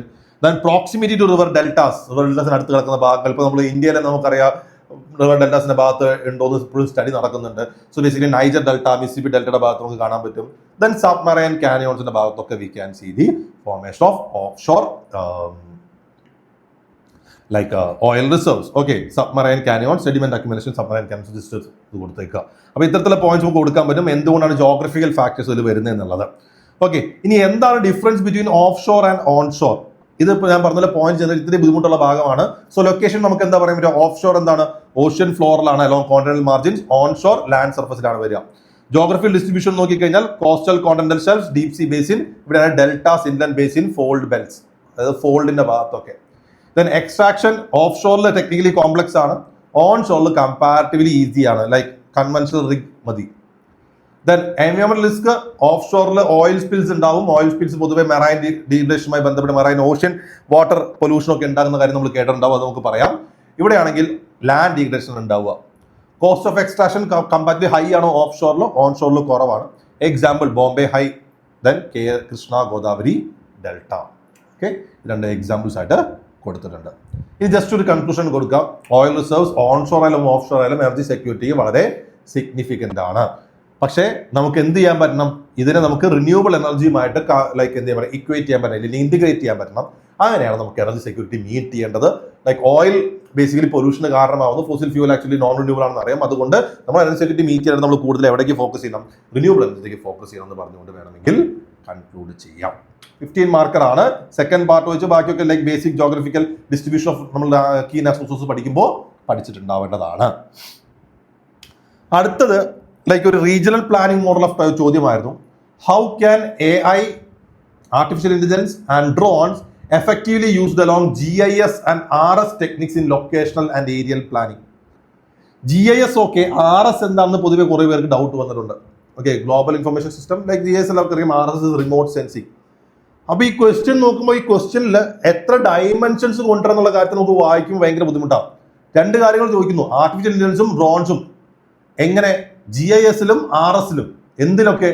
Locational areal planning. അപ്പൊ 6 കാര്യങ്ങൾ ഇവിടെ കൊടുത്തിട്ടുണ്ട്. അതായത് artificial intelligence, drones, GIS, RS, locational areal planning. ഈ ചോദ്യം ആ സമയത്ത് ഇങ്ങനെ സ്ട്രക്ചർ ചെയ്യാൻ ഒരു പക്ഷേ ചിലപ്പോൾ ഇത്തിരി ബുദ്ധിമുട്ട് തോന്നിയിട്ടുണ്ടാവാം. പക്ഷേ നമുക്ക് എങ്ങനെ എഴുതാന്നുള്ള കാര്യം നമുക്ക് നോക്കാം. റീജിയണൽ പ്ലാനിങ്ങുമായി ബന്ധപ്പെട്ട് വരുന്ന ചോദ്യമാണ്. നോക്കാം എന്താണ് ലൊക്കേഷണൽ ആൻഡ് ഏരിയൽ പ്ലാനിംഗ് എന്ന് പറഞ്ഞുകൊണ്ട് നമുക്ക് തുടങ്ങാം. ഓക്കെ, നമ്മളോട് ചോദിച്ചിരിക്കുന്നത് എന്താ, ഇത് ലൊക്കേഷനിലും ഏരിയൽ പ്ലാനിങ്ങിലും എങ്ങനെ എഫക്റ്റീവ്ലി യൂസ് ചെയ്യാം. അപ്പൊ എന്താണ് ലൊക്കേഷണൽ ആൻഡ് ഏരിയൽ പ്ലാനിംഗ് നോക്കാം. സോ എന്താണ് റീജിയണൽ ഡെവലപ്മെന്റ് ഒരു കീ അപ്രോച്ച് ആണ്. ഓക്കെ, സോ ലൊക്കേഷണൽ പ്ലാനിങ് എന്തിനാണ്, സ്ട്രാറ്റജിക് സൈറ്റിംഗ് ഓഫ് ഫെസിലിറ്റീസ്. അതേപോലെ തന്നെ ഏരിയൽ പ്ലാനിങ് എന്തിനാണ്, integrate development of entire region to reduce disparities and achieve balanced progress. Okay, അപ്പൊ അങ്ങനെ ബാലൻസ്ഡ് പ്രോഗ്രസ് കൊണ്ടുവരാമെന്ന് നോക്കാൻ വേണ്ടിയിട്ട് നമ്മൾ എന്ത് ചെയ്യുന്നത്, ഏരിയൽ പ്ലാനിങ് നടത്തുന്നത്. ഓക്കെ, അപ്പൊ എന്താണെന്ന് പറയാം. ഇനി നമുക്ക് എന്ത് പറയണം, ഈ GIS എന്താണ്, റിമോട്ട് സെൻസിങ് എന്താണെന്ന് പറയണം. അപ്പൊ റിമോട്ട് സെൻസിങ് എന്ന് പറഞ്ഞാൽ എന്താ, നമ്മൾ സാറ്റലൈറ്റ്സും മറ്റ് സെൻസേഴ്സും വഴി എന്താണ് എർത്തിന്റെ സർഫസിന്റെ ഡേറ്റ നമ്മൾ കളക്ട് ചെയ്യുന്നതാണ് എന്ത്, റിമോട്ട് സെൻസിങ് എന്ന് പറയുന്നത്. GIS എന്ന് പറഞ്ഞാൽ എന്താ, ഇതിനെ സ്റ്റോർ ചെയ്ത് അനലൈസ് ചെയ്തിട്ട് വിഷ്വലൈസ് ചെയ്ത് പല പല ലേയേഴ്സ് ഓഫ് മാപ്പ് ആയിട്ട് വിഷ്വലൈസ് ചെയ്ത് ഡാറ്റ കളക്ഷൻ ആണ് റിമോട്ട് സെൻസിംഗ് കൂടുതൽ വരിക. ഇവിടെ അതിന്റെ വിഷ്വലൈസേഷനും അതേപോലെ അനാലിസിസും ആണ് വരിക അവിടെ GIS-ൽ. അപ്പൊ എന്താണ് റിമോട്ട് സെൻസിംഗ്, എന്താണ് GIS, രണ്ടും നമ്മൾ പറയണം. That's important to say. Okay, അതിനുശേഷം നമ്മളെ എങ്ങനെയാണ് ആൻസറിന് സ്പ്ലിറ്റ് ചെയ്തിരിക്കുന്നത്. അതിനുശേഷം നമ്മൾ ആൻസർ സ്പ്ലിറ്റ് ചെയ്യുന്നത് എങ്ങനെയാണ്, how to use AI with GIS and RS in locational and areal planning. അപ്പൊ AI എങ്ങനെ ലൊക്കേഷൻ ഏരിയൽ പ്ലാനിങ്ങിൽ, AI with GIS and RS എങ്ങനെ ലൊക്കേഷൻ ഏരിയൽ പ്ലാനിങ് ഉപയോഗിക്കാം, അതേപോലെ തന്നെ ഡ്രോൺസ് എങ്ങനെ ഉപയോഗിക്കാം. അങ്ങനെ രണ്ടായി സ്പ്ലിറ്റ് ചെയ്തിട്ട് എഴുതുന്നത്. അങ്ങനെ സ്പ്ലിറ്റ് ചെയ്യുന്നതാണ് ബെറ്റർ. ഓക്കെ, ആക്ച്വലി നമുക്ക് ചിലപ്പോൾ തോന്നും ഈ ലൊക്കേഷനിൽ വേറെ ഏരിയൽ പ്ലാനിങ് വേറെ എഴുതാം, അല്ലെങ്കിൽ GIS വേറെ RS വേറെ എഴുതാം. അപ്പൊ ബേസിക്കലി അത് എഴുതുമ്പോൾ പോയിന്റ്സ് ജനറേറ്റ് ചെയ്യാൻ പൊതുവെ ഒത്തിരി ബുദ്ധിമുട്ട് ഫീൽ ചെയ്യും. അതുകൊണ്ടാണ് നമ്മൾ ഇങ്ങനെ എഴുതിയത്. AI എങ്ങനെ GIS RS വെച്ചുകൊണ്ട് എങ്ങനെ ലൊക്കേഷൻ ഏരിയൽ പ്ലാനിങ് ഹെൽപ്പ് ചെയ്യും. എങ്ങനെയാണ്, ഒന്ന് ഒപ്റ്റിമൈസിങ് സൈറ്റ് സെലക്ഷൻ. ഒന്നാമത്തത് ഒപ്റ്റിമൈസിങ് സൈറ്റ് സെലക്ഷൻ. അപ്പൊ എങ്ങനെയാണ് ഒപ്റ്റിമൈസിങ് സൈറ്റ് സെലക്ഷൻ ഹെൽപ്പ് ചെയ്യുന്നത്. ഇപ്പൊ GIS നമ്മൾ എടുത്തു കഴിഞ്ഞാൽ, ഇഫ് യു കൺസിഡർ GIS, ഇത് ആക്ച്വലി പോപ്പുലേഷൻ ഡെൻസിറ്റി, അതേപോലെ തന്നെ അവിടുത്തെ അവൈലബിൾ റിസോഴ്സസ്, ഇങ്ങനത്തെ കാര്യങ്ങൾ കൃത്യമായിട്ട് അനലൈസ് ചെയ്യും. അത് കൃത്യമായി അനലൈസ് ചെയ്യുമ്പോൾ നമുക്ക് എന്ത് ചെയ്യാൻ പറ്റും, വി ക്യാൻ സേ ഒരു ഹോസ്പിറ്റൽ ലൊക്കേഷൻ അവിടെ വേണമോ, അല്ലെങ്കിൽ ഹൈവേ എക്സ്പാൻഷൻ പോസിബിൾ ആണോ. അപ്പൊ അങ്ങനെ ഓരോ പ്രോഗ്രാമിന് പറ്റിയ സൈറ്റ് ആണോ അല്ലയോ എന്ന് നമ്മളെ ഹെൽപ്പ് ചെയ്യാനായിട്ട് ഈ ലൈക്ക് AI എൻഹാൻസ്ഡ് GIS നമ്മൾ എന്ത് ചെയ്യും, ഹെൽപ്പ് ചെയ്യും. അതൊന്നായിട്ട് നമുക്ക് എഴുതാം. Then resource mapping and regional balance. ഇപ്പോൾ റിമോട്ട് സെൻസിങ്ങും AI നമ്മൾ ഉപയോഗിച്ച് കഴിഞ്ഞാൽ, നമ്മൾ ഉപയോഗിച്ച് കഴിഞ്ഞാൽ നമുക്ക് അവിടുത്തെ സോയിൽ എത്രത്തോളം ഉണ്ട്, വാട്ടർ എത്രത്തോളം ഉണ്ട്, ഫോറസ്റ്റ് ഡിസ്ട്രിബ്യൂഷൻ എത്രത്തോളം ഉണ്ട്, അവിടെ എത്രത്തോളം ഡെവലപ്മെന്റ് വരണം, എത്രത്തോളം പുതിയ പ്രോഗ്രാംസ് കൊണ്ടുവരണം, അല്ലെങ്കിൽ വാട്ടർഷെഡ് മാനേജ്മെന്റ് കൊണ്ടുവരണമോ, അത്തരത്തിലുള്ള കാര്യത്തിലൊക്കെ നമുക്ക് ഐഡിയ കൊണ്ടുവരാനായിട്ട് AI എൻഹാൻസ്ഡ് നമ്മളെ ഹെൽപ്പ് ചെയ്യും. Then monitoring and urban growth. എന്ന് പറഞ്ഞാൽ ബേസിക്കലി സാറ്റലൈറ്റ് ഗ്രോത്ത് വഴി നമുക്കിപ്പോൾ ട്രാഫിക് എത്രത്തോളം വരുന്നുണ്ട്, ലാൻഡ് യൂസ് പാറ്റേണിൽ എത്രത്തോളം മാറ്റങ്ങൾ വരുന്നുണ്ട്, എന്തൊക്കെ കാര്യങ്ങളാണ് ലൈക്ക് ബേസിക്കലി അവിടെ അൺപ്ലാൻഡ് ഗ്രോത്ത് വരുന്നുണ്ടോ, അങ്ങനെയുള്ള കാര്യങ്ങൾ നമുക്ക് ഇവിടെ ഉപയോഗിക്കാൻ പറ്റും. അർബൻ ഗ്രോത്തിലും നമുക്ക് കൊണ്ടുവരാൻ പറ്റും. Then disaster and risk management അല്ലേ. ഇപ്പോൾ ആർട്ടിഫിഷ്യൽ ഇന്റലിജൻസ് എൻഹാൻസ്ഡ് ആയ റിമോട്ട് സെൻസിങ് ആണെങ്കിൽ വി ക്യാൻ ഫ്ലഡ്സ് വരുന്നുണ്ടെങ്കിൽ ഫ്ലഡ്സ് എത്രത്തോളം വരാൻ സാധ്യതയുണ്ട്, ഡ്രൗട്ട്സ് വരുന്നുണ്ടോ, ലാൻഡ് സ്ലൈഡ്സിന് പോസിബിലിറ്റീസ് ഉണ്ടോ, അങ്ങനെയുള്ള ലൈക്ക് ഡിസാസ്റ്റർ നമുക്ക് കുറച്ചും ഒരു പരിധി വരെ നേരത്തെ കൂടെ നമുക്ക് ഡിറ്റക്ട് ചെയ്യാനും പ്രെഡിക്റ്റ് ചെയ്യാനും പറ്റും. Then climate and environment stability അല്ലെ. ക്ലൈമറ്റ് എൻവയോൺമെന്റ് സ്റ്റെബിലിറ്റി എന്ന് പറഞ്ഞു കഴിഞ്ഞാൽ ബേസിക്കലി ലാൻഡ് യൂസ് പാറ്റേൺസിൽ എത്രത്തോളം മാറ്റങ്ങൾ വരുന്നു, റിവർ ഇന്റർലിങ്കിങ് വഴി പ്രശ്നങ്ങൾ വരുന്നുണ്ടോ, അങ്ങനെയുള്ള കാര്യങ്ങൾ ബേസിക്കലി നമുക്ക് എന്ത് പറയാൻ പറ്റും, ഈ AI എൻഹാൻസ്ഡ് ഇത് വഴി റിമോട്ട് സെൻസിങ് വഴി ചെയ്യാൻ പറ്റും. Then decision and support governance അല്ലെ. ലൈക്ക് പോളിസി മേക്കേഴ്സിന് കുറച്ചും കൂടി ഒരു എവിഡൻസ് ബേസ്ഡ് ആയ രീതിയിൽ ഈ പറയുന്ന ഡിസിഷൻസ് എടുക്കാനായിട്ട് ഹെൽപ്പ് ചെയ്യുന്നു നമുക്ക് പറയാം. ഓക്കെ, ഞാൻ ജസ്റ്റ് പോയിന്റ് മാത്രമേ കൊടുത്തിട്ടുള്ളൂ. അതിൽ ജസ്റ്റ് സപ്പോർട്ടിങ് സബ്സെഷന്റെ പോയിന്റ്സ് ആണ് ഇപ്പോൾ പറഞ്ഞത്. ഓക്കെ, ആ രീതിയിൽ നമുക്ക് പറയാം. ദെൻ ഇനി നമ്മൾ AIയുടെ കേസ് പറഞ്ഞു. ഇനി ഡ്രോൺ എങ്ങനെ GIS RS വെച്ചുകൊണ്ട് ലൊക്കേഷൻ ഏരിയൽ പ്ലാനിങ് നമ്മളെ ഹെൽപ്പ് ചെയ്യും. ഹൗ ഡ്രോൺസ് ഹെൽപ്പ് ചെയ്യുന്നത് എങ്ങനെയാണ്. സോ ഡ്രോൺസ് നമ്മൾ എടുത്തു കഴിഞ്ഞാൽ ഫസ്റ്റ് ഓഫ് ഓൾ ഒന്ന് ഹൈ റെസൊല്യൂഷൻ ഡാറ്റ നമുക്ക് കിട്ടും. ഡ്രോൺസ് ആക്ച്വലി നമുക്ക് എടുത്തുകൊണ്ട് we can collect high resolution data, images ആവാം അല്ലെ, ഇമേജ് നമുക്ക് കിട്ടും. അപ്പോൾ സ്കൂൾസിന്റെ എവിടെ ലൊക്കേഷൻ, ഹെൽത്ത് സെന്റർ എവിടെ ലൊക്കേഷൻ, റോഡ്സിന് എവിടെ ലൊക്കേഷൻ വരുന്ന കൃത്യമായ ഹൈ റെസൊല്യൂഷൻ ഡാറ്റ നമുക്ക് കിട്ടും. Then we can say land use mapping അല്ലെ. ഫോർ എക്സാമ്പിൾ ലാൻഡിന് നമുക്കിപ്പോൾ എത്രത്തോളം അഗ്രികൾച്ചറൽ ലാൻഡ് ഉണ്ട്, എത്രത്തോളം ഫോറസ്റ്റ് കവർ ഉണ്ട്, ഇപ്പൊ നമ്മൾ ISFR പോലുള്ള ഡാറ്റ കളക്ട് ചെയ്യേണ്ട എത്രത്തോളം ഫോറസ്റ്റ് കവർ ഉണ്ട്, അല്ലെങ്കിൽ എത്രത്തോളം അർബൻ ഏരിയാസ് ഉണ്ട്, അത്തരത്തിലുള്ള ലാൻഡ് യൂസിന്റെ മാപ്പിംഗ് നമ്മൾ അത് ഹെൽപ്പ് ചെയ്യും. Then we can say infrastructure planning help ചെയ്യും. എങ്ങനെയാണ്, ലൈക്ക് റോഡ്സ്, റെയിൽവേസ്, അല്ലെങ്കിൽ സിറ്റി ഇംപ്രൂവ്മെന്റ്, ഓരോ സ്ഥലത്തെയും ഡാറ്റ കളക്ഷൻ നമ്മളെ ഹെൽപ്പ് ചെയ്യും. We can use drones to collect data imager വെച്ച് നമുക്ക് യൂസ് ചെയ്യാം. ദെൻ അർബൻ പ്ലാനിങ് നമ്മൾ പറഞ്ഞു, ലൈക്ക് 3D മാപ്പിംഗ് ഒക്കെ ഡ്രോൺ വെച്ചുകൊണ്ട് പറ്റും, 3D ഡ്രോൺ മാപ്പിംഗ്. അപ്പോൾ ഡ്രെയിനേജ് സിസ്റ്റം എങ്ങനെ വരണം, അപ്പോൾ നിങ്ങൾ മറ്റേ കത്തി സിനിമയിലൊക്കെ കാണിക്കുന്ന പോലെ ഡ്രെയിനേജ് സിസ്റ്റം ഇങ്ങനെയൊക്കെ വരണം 3D വെച്ചുകൊണ്ട് നമുക്കത് അങ്ങനത്തെ കാര്യങ്ങൾ നമുക്ക് കൊണ്ടുവരാൻ പറ്റും. ദെൻ ഡിസാസ്റ്റർ മാനേജ്മെന്റ് അഗെയിൻ നമുക്ക് കൃത്യമായിട്ട് ഇവാക്യുവേഷന് വേണ്ടി ഉപയോഗിക്കാം, റിലീഫിന് ഉപയോഗിക്കാം, പ്രഡിക്ഷൻ ഉപയോഗിക്കാം. സോ ഇത്തരത്തിലുള്ള പോയിന്റ്സ് ഒക്കെ നമുക്കിവിടെ കൊടുക്കാൻ പറ്റും ഏരിയൽ പ്ലാനിങ്ങുമായി ബന്ധപ്പെട്ടിട്ട് in the case of drone as well. Okay, so ഇവിടെ ഇതൊരു ലൈക്ക് 250 വേർഡ്സ് ക്വസ്റ്റ്യൻ ആണ്. അപ്പൊ എന്താണ് ഇതിന്റെ limitation, what are the limitations in this regard, എന്തുകൊണ്ട് നമ്മുടെ AI ഡ്രോൺ അത്ര ഉപയോഗിക്കാൻ പറ്റുന്നില്ല? One of the major reason എന്ന് പറഞ്ഞാൽ ഡാറ്റ ഡിപ്പെൻഡൻസി ആണ്. ഇപ്പൊ AI നമുക്കറിയാം, ഇപ്പൊ ChatGPT പോലുള്ള AI ബേസിക്കലി വർക്ക് ചെയ്യുന്നത് എങ്ങനെയാണ്, അവർക്ക് നെറ്റിൽ അവൈലബിൾ ആയ മറ്റ് ഡാറ്റ എടുത്തുകൊണ്ട് അതിൽ നിന്നാണ്. So data dependency is very high. ഒരുപാട് ഡാറ്റ അവർക്ക് കിട്ടണം. അപ്പൊ ഡാറ്റ കൃത്യമായിട്ട് കിട്ടിയില്ലെങ്കിൽ, അല്ലെങ്കിൽ കിട്ടുന്ന ഡാറ്റ ബയാസ്ഡ് ആണെങ്കിൽ നമുക്ക് കിട്ടുന്ന റിസൾട്ടും എന്തായിരിക്കും, അതിനനുസരിച്ചായിരിക്കും. 2, high cost and technical expertise. അതായത് ഇപ്പോൾ ഫോർ എക്സാമ്പിൾ സ്കിൽഡ് പ്രൊഫഷണൽസ് വേണം ഈ പറയുന്ന പോലെ AI എൻഹാൻസ്ഡ് ആയ കാര്യങ്ങൾ ചെയ്യണം എന്നുണ്ടെങ്കിലും, അതേപോലെ തന്നെ ഡ്രോൺസ് ഓപ്പറേറ്റ് ചെയ്യുന്ന സ്കിൽഡ് പ്രൊഫഷണൽസ് വേണം. അത് മാത്രമല്ല ഈ ഡ്രോൺസ് ആയാലും ഈ കാര്യങ്ങൾക്കെല്ലാം ഇറ്റ്സ് വെരി ഹൈലി എക്സ്പെൻസീവ്, അതൊരു മറ്റൊരു പ്രശ്നമാണ്. Then over Reliance on algorithms, അതായത് ഇത് ബേസിക്കലി അൽഗരിതം വെച്ചിട്ടാണല്ലോ ചെയ്യുന്നത്. അപ്പോൾ അൽഗരിതം വെച്ച് ചെയ്യുന്ന പ്രശ്നത്തിൽ നമുക്ക് ഒരുപാട് സോഷ്യോ കൾച്ചറൽ ആസ്പെക്ട്സ് ഉണ്ട്. അർബൻ പ്ലാനിംഗ് നടത്തുമ്പോൾ ഒരു റീജിയണൽ പ്ലാനിംഗ് നടത്തുമ്പോൾ സോഷ്യോ കൾച്ചറൽ ആസ്പെക്ട്സ് ഇന്ത്യ പോലെ രാജ്യത്ത് ഭയങ്കരമാണ്, അതിനൊന്നും നമുക്ക് കൺസിഡർ ചെയ്യാൻ പറ്റില്ല. ദെൻ റെഗുലേറ്ററി റെസ്ട്രിക്ഷൻസ് ഉണ്ട്. ഇപ്പൊ ഏവിയേഷൻ റൂൾസ് കാരണം ഡ്രോൺസ് ഉപയോഗിക്കുന്ന റെഗുലേറ്ററി റെസ്ട്രിക്ഷൻസ് ഒക്കെ ഉണ്ട്, അങ്ങനത്തെ കാര്യങ്ങൾ പറയാം. വെതർ ഡിപ്പെൻഡൻസ് ഉണ്ട്, ഓരോ വെതർ കണ്ടീഷൻസ്, റെയിൻ, ഫോഗ് പോലെ കണ്ടീഷൻസ് മാറിക്കൊണ്ടേയിരിക്കും. അതേപോലെ we can also say limited range. ഇപ്പൊ ഡ്രോണിനൊക്കെ റേഞ്ച് ബേസിക്കലി എത്രത്തോളമൊക്കെ വരുന്നുള്ളൂ, ലിമിറ്റഡ് റേഞ്ച് നമുക്ക് വേണമെങ്കിൽ ഇപ്പോഴത്തെ ഒരു ഇതായിട്ട് പറയാം. അപ്പോൾ ബേസിക്കലി നമ്മളിവിടെ പ്രോബ്ലംസ് പറഞ്ഞ് ലിമിറ്റേഷൻ പറഞ്ഞിട്ടുണ്ടെങ്കിൽ ഇവിടെ നിങ്ങൾ ചോദ്യം ഒന്ന് ശ്രദ്ധിക്കണേ. ചോദ്യം നോക്കിക്കഴിഞ്ഞാൽ നമ്മൾ പറയുന്നത് how artificial and drone effectively used along GIS and IRS technical and location areal planning. അപ്പോൾ ലിമിറ്റേഷൻ നമ്മൾ പറഞ്ഞു. ലിമിറ്റേഷൻ ബേസിക്കലി നിങ്ങൾക്ക് അതല്ലാതെ ഇവിടെയൊക്കെ പോയിന്റ്സ് നല്ലോണം ജനറേറ്റ് ചെയ്യാൻ പറ്റുന്നുണ്ടെങ്കിൽ ലിമിറ്റേഷൻ പറയണ്ട. ബട്ട് നിങ്ങൾക്ക് പോയിന്റ്സ് ജനറേറ്റ് ചെയ്യാൻ എത്ര ബുദ്ധിമുട്ടുണ്ടെങ്കിൽ U can C the limitation. Limitation പറയുമ്പോൾ വേ ഫോർവേഡ് പറഞ്ഞിട്ട് നമുക്ക് എന്ത് ചെയ്യാം, ക്വസ്റ്റ്യൻ എൻഡ് ചെയ്യാം. എങ്ങനെയാണ് വേ ഫോർവേഡ് കൊണ്ടുവരിക? ഇപ്പോൾ ഡ്രോൺ റെഗുലേഷനെ കുറച്ചുകൂടി സ്ട്രെങ്തൻ ചെയ്യണം. നമ്മൾ ഡ്രോൺ റൂൾസ് 21 കൊണ്ടുവന്നു. അപ്പോൾ അതിന് ബേസിക്കലി അഗ്രികൾച്ചർ, ഡിസാസ്റ്റർ മാനേജ്മെന്റ് ഒക്കെ ഉപയോഗിക്കുന്ന കാര്യങ്ങൾ നമ്മൾ പറഞ്ഞിരുന്നു. പ്രൈവസി എൻഷുർ ചെയ്തുകൊണ്ട് നമുക്ക് ഡ്രോൺ റൂൾസ് സ്ട്രെങ്തൻ ചെയ്യാം. ദെൻ AI പോളിസി ഫ്രെയിംവർക്ക് കൊണ്ടുവരണം, നമുക്ക് നാഷണൽ AI സ്ട്രാറ്റജി കൊണ്ടുവരണം. ദെൻ കപ്പാസിറ്റി ബിൽഡിംഗ് കൊണ്ടുവരണം, അതായത് ട്രെയിനിങ് നടത്തണം. അതേപോലെ തന്നെ ലൈക്ക് AI GIS ഉപയോഗിച്ചുകൊണ്ടുള്ള രീതിയിലുള്ള എന്താ പറയുക ഗവേണൻസ് പോസിബിൾ ആക്കണം. ദെൻ PPP മോഡൽ കാര്യങ്ങളൊക്കെ കൊണ്ടുവരണം നമുക്ക് പറഞ്ഞാണെങ്കിൽ വേ ഫോർവേഡ് പറയാം. ഓക്കെ, സോ ജസ്റ്റ് കൺക്ലൂഷൻ എങ്ങനെ AIക്കും ഡ്രോൺസിനും GISനും RSനും ഒക്കെ ചേർന്നുകൊണ്ട് എങ്ങനെ നമുക്ക് ഈ പറഞ്ഞ റീജിയണൽ പ്ലാനിങ്ങിനെ മാറ്റാം എന്ന് പറഞ്ഞുകൊണ്ട് നമുക്ക് കൺക്ലൂഡ് ചെയ്യാം. AI and drones integrated with GIS and remote sensing can transform regional planning with precision and foresight, but their success depends on strong regulation, ethical safeguards and inclusive capacity building. അപ്പോൾ അവർക്ക് എങ്ങനെ ഗ്രോത്തിലേക്ക് കൊണ്ടുവരാം, അതിന് എന്തൊക്കെ വേണമെന്നുള്ള കാര്യങ്ങൾ പറഞ്ഞു നമ്മൾ ജസ്റ്റ് എന്ത് ചെയ്തു, we concluded the question. Okay, ഈ ലാസ്റ്റ് വന്നൊരു 15 marker. Discuss how the changes in shape and size of continents and ocean basin of planet take place due to tectonic movements of crustal masses. ഇവിടെ tectonic movements വീണ്ടും like മുമ്പ് ഈ സർക്കം Pacific ബെൽറ്റിനെ പറ്റിയും tectonic മൂവ്മെന്റ്സിനെ പറ്റിയും UPSC മുമ്പ് ചോദിച്ചിട്ടുണ്ട്. ഇവിടെ ഈ ടെക്ടോണിക് മൂവ്മെന്റ്സ് എങ്ങനെ shape and size of continents and ocean ബേസിസിൽ മാറ്റങ്ങൾ കൊണ്ടുവരുന്നു എന്നുള്ളത് ചോദിച്ചിട്ടുള്ളത്. സോ പ്ലേറ്റ് ടെക്ടോണിക് തിയറി എന്താണെന്ന് പറഞ്ഞുകൊണ്ട് നമുക്ക് സ്റ്റാർട്ട് ചെയ്യാം. ജസ്റ്റ് എന്താണ് plate tectonic theory? Ocean continental plates ഉണ്ട്, ലിത്തോസ്ഫിയറിന്റെ ഭാഗം എസ്നോസ്ഫിയറിൽ മുകളിൽ ഫ്ലോട്ട് ചെയ്യാണ്. എസ്നോസ്ഫിയറിൽ ഉണ്ടാകുന്ന കൺവെക്ഷണൽ കറൻസ് ഈ പ്ലേറ്റിന് മൂവ് ചെയ്യാൻ കാരണമാകുന്നു. ഇത് മൂവ് ചെയ്യുമ്പോൾ പൊല്യൂഷൻസ് ഉണ്ടാവുന്നു, ഡൈവർജൻസ് ഉണ്ടാവുന്നു, സബ്ഡക്ഷൻ ഉണ്ടാവുന്നു. അതുകൊണ്ട് കോണ്ടിനെന്റ്സിന് റീഷേപ്പിങ്ങും അതേപോലെ തന്നെ അതായത് ചേഞ്ച് ഇൻ സൈസും സംഭവിക്കുന്നു. ഇത്രയും കാര്യങ്ങൾ നമുക്ക് എന്താണ് പ്ലേറ്റ് ടെക്ടോണിക് തിയറി എന്ന് പറഞ്ഞുകൊണ്ട് നമുക്ക് വേണമെങ്കിൽ ആ രീതിയിൽ പറഞ്ഞുകൊണ്ട് നമുക്ക് ഇൻട്രൊഡ്യൂസ് ചെയ്യാം. ലൈക്ക് പ്ലേറ്റ് ടെക്ടോണിക് തിയറി എങ്ങനെ ആ പ്ലേറ്റ് ടെക്ടോണിക് തിയറി എന്ന് പറയുന്നത് എങ്ങനെ സംഭവം ഈ പറയുന്ന റീഷേപ്പിങ്ങും റീസൈസിങ് ഉണ്ടാവുന്നു, കൊളിഷന്റെ വാക്ക് പറയാം, കൺവെർജൻസ് പറയാം, ഡൈവർജൻസ് പറയാം, അങ്ങനെ ടേംസ് ഒക്കെ വെച്ചുകൊണ്ട് നമുക്ക് തുടങ്ങാം. ഇനി എങ്ങനെ movement of crustal masses causing land form changes എങ്ങനെ അത് ഉണ്ടാവും എന്ന് ചോദിച്ചിട്ടുള്ളത്. അപ്പൊ ബേസിക്കലി ഡൈവർജൻസും കൺവെർജൻസും എങ്ങനെ ഇത് ഉണ്ടാക്കും എന്നുള്ള കാര്യമാണ് പറയേണ്ടത്. സോ ഏറ്റവും ഫസ്റ്റ് നമുക്ക് പറയാവുന്നത് എന്താ? See floor spreading. എന്താ see floor spreading?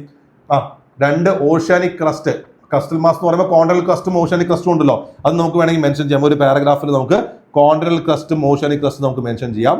Continental crust എന്ന് പറഞ്ഞാൽ we can say continental crust എന്ന് പറഞ്ഞാൽ നമുക്ക് എന്ത് പറയാൻ പറ്റും? Continental crust is nothing but made up of granite ആണ്, ദേ ആർ തിക്കർ ആണ്, ലെസ് ഡെൻസർ ആണ് എന്നുള്ള കാര്യം നമുക്ക് പറയാം. നേരെ മറിച്ച് ഓഷ്യാനിക് ക്രസ്റ്റ് നമുക്കിവിടെ മെൻഷൻ ചെയ്യാം. ഓഷ്യാനിക് ക്രസ്റ്റ് നമ്മൾ നോക്കിക്കഴിഞ്ഞാൽ they are made up of basalt ആണ്, they are thinner crust and also denser. അങ്ങനത്തെ കാര്യങ്ങൾ പറഞ്ഞുകൊണ്ട് ഒരു പാരഗ്രാഫ് നമുക്കിവിടെ കൊടുക്കാം. ഇനി എങ്ങനെ ഇത് സ്ട്രക്ചറൽ ഈ പറയുന്ന ക്രസ്റ്റൽ മാസ് സ്ട്രക്ചറൽ ചേഞ്ചസിനും അതേപോലെ തന്നെ ഷേപ്പിലൊക്കെ മാറ്റങ്ങൾ ഉണ്ടാവുന്നു. ഒന്ന് see floor spreading. See floor spreading എന്ന് പറയുമ്പോൾ രണ്ട് ഓഷ്യനിക് ക്രസ്റ്റിന്റെ ഭാഗം ഡൈവേർജ് ചെയ്യുന്നതാണ്. ആ ഡൈവേർജ് ചെയ്യുമ്പോൾ എന്ത് പറ്റും? ആ ഡൈവേർജൻസ് ഗ്യാപ്പിൽ കൂടെ മാഗ്മ പുറത്തേക്ക് വരികയും സോൾഡിഫൈ വരികയും പുതിയ ഒരു ക്രസ്റ്റ് ഉണ്ടാവുകയും ചെയ്യുന്നു. അപ്പോൾ അവിടെ ഉണ്ടാവുന്ന അതിനെ നമ്മൾ പൊതുവെ റിഡ്ജസ് എന്നാണ് പറയാം. ഏറ്റവും best example mid Atlantic ridge നമുക്ക് പറയാം. അപ്പോൾ അവിടെ ബേസിക്കലി എന്ത് എലിവേറ്റഡ് ലാൻഡ് ഫോം ഉണ്ടാവുകയാണ്. You can draw a figure അല്ലെ, നിങ്ങൾക്ക് ഒരു ഫിഗർ വേണമെങ്കിൽ വരയ്ക്കാം. ഇപ്പോൾ രണ്ട് ഓഷ്യനിക് പ്ലേറ്റ്സ്, ഇത് ഓഷ്യനിക് ക്രസ്റ്റ് ഇവർ ഡൈവേർജ് ചെയ്യുന്നു. ഇത് ഡൈവേർജ് ചെയ്ത് കഴിയുമ്പോൾ ഒബ്വിയസ്ലി അവിടെ എന്തുണ്ടാവുന്നു? We have the outflow of magma. ആ മാഗ്മ വന്ന് നിറഞ്ഞിട്ട് they have the formation of oceanic ridges. അവിടെ ഓഷ്യാനിക് റിഡ്ജസ് ഉണ്ടാവുന്നു. Okay, so we can mark that. Okay, see floor spreading ആണ് ഒന്ന്. രണ്ട്, സബ്ഡക്ഷൻ കൺവെർജന്റ് ബൗണ്ടറി. ഇപ്പോൾ കോണ്ടിനെന്റൽ ക്രസ്റ്റുമായിട്ടൊക്കെ ഓഷ്യനിക് ക്രസ്റ്റ് വന്ന് മീറ്റ് ചെയ്യുന്ന സ്ഥലത്ത്, ഇപ്പോൾ പസഫിക് ഓഷ്യനിലായിക്കോട്ടെ അല്ലെങ്കിൽ നാസ്ക പ്ലേറ്റും സൗത്ത് അമേരിക്കൻ പ്ലേറ്റും ആയിക്കോട്ടെ, അത് കൺവേർജ് ചെയ്യുന്ന സമയത്ത് നമുക്കറിയാം ഓഷ്യനിക് പ്ലേറ്റ് ഡെൻസർ ആണെന്ന് നമ്മൾ ഓൾറെഡി പറഞ്ഞു. ഡെൻസറായ ഓഷ്യനിക് പ്ലേറ്റ് എന്ത് ചെയ്യും? മറ്റേ പ്ലേറ്റിന്റെ അടിയിലേക്ക് പോകും. അത് വേണമെങ്കിൽ ട്രെഞ്ചസ് ഉണ്ടാവാനും മറ്റത്ര കാര്യങ്ങൾ ഉണ്ടാവാനൊക്കെ കാരണമാവുന്നു. ഫോർ എക്സാമ്പിൾ ഇത് കോണ്ടിനെന്റൽ ക്രസ്റ്റ് ആണ്, തിക്കറാണ്, ഇത് ഓഷ്യാനിക് ക്രസ്റ്റ് ആണ്. ഇവർ തമ്മിൽ കൺവേർജ് ചെയ്യുന്ന കേസാണ് നമ്മൾ പറയുന്നത്. ഇത് കൺവേർജ് ചെയ്യുമ്പോൾ എന്ത് സംഭവിക്കും? ആ കോണ്ടിനെന്റൽ ക്രസ്റ്റിന്റെ അടിയിലേക്ക് ഓഷ്യനിക് ക്രസ്റ്റ് സബ്ഡക്ട് ചെയ്ത് പോകും. സബ്ഡക്ട് ചെയ്ത് പോകുമ്പോൾ അവിടെ എന്തുണ്ടാവുന്നത്? കോണ്ടിനെന്റൽ ക്രസ്റ്റ്, ഇത് ഓഷ്യനിക് ക്രസ്റ്റ് സബ്ഡക്ട് ചെയ്ത് പോകുമ്പോൾ എന്തുണ്ടാവുന്നത്? We have the formation of trenches വേണമെങ്കിൽ ഉണ്ടാവുന്നു നമുക്ക് പറയാം. ട്രെഞ്ചസ് അവിടെ ഉണ്ടാവുന്നു. എക്സാമ്പിൾ പസഫിക് ഓഷ്യൻ, അവിടെ ഷ്രിങ്ക് ചെയ്യാണ് പസഫിക് ഓഷ്യൻ എന്ന് പറയുന്നത്. കാരണം എന്താ? റിംഗ് ഓഫ് ഫയറിൽ ആ ഭാഗങ്ങളിലൊക്കെ സബ്ഡക്ഷൻ നടക്കുന്നത് കൊണ്ട്. അപ്പോൾ subduction is another reason. Convergent boundary. Then continental collision, ഇന്ത്യയുടെ ഏറ്റവും വലിയ എക്സാമ്പിൾ പറയുന്നതാണ് continental collision. Indian plate Eurasian പ്ലേറ്റും നമ്മൾ കൊളിഷൻ ഉണ്ടാവുന്നു. ഫോൾഡ് മൗണ്ടൻസ് ഉണ്ടാവുന്ന കാര്യം നമുക്കറിയാം. അപ്ലിഫ്റ്റ്മെന്റ് ഓഫ് ലാൻഡ് ഉണ്ടാവുന്ന കാര്യം. സോ നമ്മളോട് ചോദിച്ചിരിക്കുന്നത് എങ്ങനെ ഷേപ്പിലും ഇതിലൊക്കെ മാറ്റം വരുന്നു എന്നുള്ളതാണ്, സൈസിന് മാറ്റം വരുന്നതാണ്. സോ കോണ്ടിനെന്റൽ പ്ലേറ്റ് കൺവേർജ് ചെയ്യുമ്പോൾ അവിടെ എന്തുണ്ടാവുന്നു? കോണ്ടിനെന്റൽ ഷേപ്പിൽ മാറ്റം വരുന്നു. You have the formation of fold mountains. അപ്പോൾ നമുക്ക് എക്സാമ്പിൾ എന്ന് പറയാം Himalayas formed by India Eurasia collision. Then we can give the example of rifting. Continent divergence in the case പറയാം അല്ലെ. Continent divergence എന്ന് പറയാൻ നമുക്കറിയാലോ, രണ്ട് കോണ്ടിനെന്റ്സ് നമ്മൾ ഡൈവേർജ് ചെയ്യുമ്പോൾ നടുക്ക് വേണമെങ്കിൽ സബ്സിഡൻസ് നടക്കാം, ആ ഭാഗത്ത് വെള്ളമൊക്കെ നിറഞ്ഞു വരാം, അത് റിഫ്റ്റ് വാലീസ് ആയിട്ടൊക്കെ മാറാമെന്ന് നമുക്കറിയാം. So basically we know that here നമുക്ക് ഏറ്റവും best example great African east African rift Valley ആണ്. നിങ്ങൾ കേട്ടിട്ടുണ്ടാവില്ല ആഫ്രിക്ക ലൈക്ക് പിന്നീട് മറ്റൊരു കോണ്ടിനെന്റ് ആയി മാറാൻ സാധ്യതകളൊക്കെ. സോ ഈസ്റ്റ് ആഫ്രിക്കൻ റിഫ്റ്റ് വാലിയുടെ എക്സാമ്പിൾ നമുക്ക് പറയാം. സോ ആഫ്രിക്ക എന്നുള്ള കോണ്ടിനെന്റ് ഷേപ്പ് മാറുന്നത്, സൊമാലിയൻ പ്ലേറ്റ് ഒക്കെ ബേസിക്കലി ഡ്രിഫ്റ്റ് സംഭവിച്ച് മൂവ് ചെയ്യുന്ന കേസ് നമുക്ക് പറയാം എക്സാമ്പിൾ. ദെൻ ട്രാൻസ്ഫോം ഫോൾഡ് എന്ന് പറഞ്ഞാൽ എന്താ? പ്ലേറ്റ്സ് ബേസിക്കലി എന്താണ്? They are not converging, not diverging, they are laterally sliding അല്ലെ. ലാറ്ററലി സ്ലൈഡിംഗ് എന്ന് പറയുമ്പോൾ for example if this is plate A, ഇത് പ്ലേറ്റ് എ, ഇത് പ്ലേറ്റ് ബി ആണെങ്കിൽ ഇവർ തമ്മിൽ കൺവേർജ് ഡൈവേർജ് ചെയ്യല്ലേ, they are sliding past each other അല്ലെ. They are sliding past each other. അതാണ് ട്രാൻസ്ഫോം ഫോൾട്ട്. അത് എക്സാമ്പിൾ നമുക്ക് പറയാം. യുഎസിലെ സാൻ ആൻഡ്രിയാസ് ഫോൾട്ട്, നോർത്ത് അമേരിക്കയിലെ സാൻ ആൻഡ്രിയാസ് ഫോൾട്ട് എക്സാമ്പിൾ പറയാം. Then volcanic islands and arc hotspots. Basically plates ഉണ്ടാവുന്ന സ്ഥലത്ത്, പ്ലേറ്റ്സ് മൂവ് ചെയ്യുന്ന സ്ഥലത്ത് നമുക്ക് പുതിയ ഐലൻഡ്സ് ഉണ്ടാവുന്നു, വോൾക്കാനിക് ആക്ടിവിറ്റി ഉണ്ടാവുന്നു, ഹോട്ട്സ്പോട്ട്സ് ഉണ്ടാവുന്നു. എക്സാമ്പിൾ ഹവായിൻ ഐലൻഡ്സും Indonesian archipelago another example. Then super continent cycle, നമ്മൾ ഈ കോണ്ടിനെന്റൽ ഡ്രിഫ്റ്റുമായി ബന്ധപ്പെട്ടുള്ള കാര്യങ്ങൾ പറയാം. പാൻജിയ സ്പ്ലിറ്റ് ചെയ്തിട്ട് പല കോണ്ടിനെന്റ്സ് ആയി മാറുന്നത്. അപ്പോൾ വലിയൊരു കോണ്ടിനെന്റ് ആയത് കുഞ്ഞു കോണ്ടിനെന്റ്സ് ആവുന്നു. അപ്പൊ ഈ രീതിയിലൊക്കെയാണ് കോണ്ടിനെന്റ്സിന്റെ ഷേപ്പിലും സൈസിലും മാറ്റം വരുന്നത്. എങ്ങനെയാണ് ഷേപ്പിലും സൈസിലും മാറ്റം വരുന്ന കാര്യമാണ് പറഞ്ഞിട്ടുള്ളത്. സോ ഈ പറയുന്ന കാര്യങ്ങളും അതിന്റെ ഫിഗേഴ്സും വരയ്ക്കുകയാണ് നമുക്ക് വേണ്ടത്. അത് ലൈക്ക് ഫിഗേഴ്സ് എല്ലാത്തിനും ഇല്ല. ഇപ്പോൾ ഫോർ എക്സാമ്പിൾ ട്രാൻസ്ഫോം ഫോൾട്ടിനും കോണ്ടിനെന്റ് കൊളിഷനും അതേപോലെ തന്നെ സബ്ഡക്ഷനും ഒക്കെ ഫിഗേഴ്സ് ഇതേപോലെ വരച്ചിട്ട് വി ക്യാൻ ഗിവ് ഈ പല ആക്ടിവിറ്റി എങ്ങനെ കാരണമാവും നമുക്ക് പറയുവാൻ സാധിക്കും. Thus tectonic movements of crustal masses continuously alter both the size and shape of the continents. അങ്ങനെ എർത്ത് എന്ന് പറഞ്ഞാൽ എപ്പോഴും ഡൈനാമിക് ആണെന്നും എപ്പോഴും ഇവോൾവിംഗ് ആണെന്നും എപ്പോഴും മാറ്റങ്ങൾ സംഭവിക്കുന്നതാണെന്നും പറഞ്ഞുകൊണ്ട് നമുക്ക് എന്ത് ചെയ്യാം? കൺക്ലൂഡ് ചെയ്യാം. അപ്പോൾ ഇതാണ് ഈ വർഷത്തെ UPSC GS1 ജോഗ്രഫിയിൽ വന്ന മെയിൻസ് ക്വസ്റ്റ്യൻസ്. ഈ വന്നിരിക്കുന്ന ചോദ്യങ്ങൾ ഇപ്പോൾ നിങ്ങൾ മുമ്പത്തെ വർഷങ്ങളായിട്ട് കമ്പയർ ചെയ്യുമ്പോൾ ഞാൻ പറഞ്ഞല്ലോ, കമ്പാരിറ്റീവ്ലി ഡയറക്റ്റ് ആണ്, കമ്പാരിറ്റീവ്ലി ഈസിയർ ആണ്. നമുക്ക് എഴുതാൻ പറ്റുന്ന ടൈപ്പ് ഓഫ് ചോദ്യങ്ങളാണ്. നമുക്ക് കണ്ടന്റ് ഇല്ലാത്ത സ്റ്റക്ക് ആവുന്ന ചോദ്യങ്ങളിൽ കംപ്ലീറ്റ്ലി സ്റ്റക്ക് ആവുന്ന ചോദ്യങ്ങളില്ല.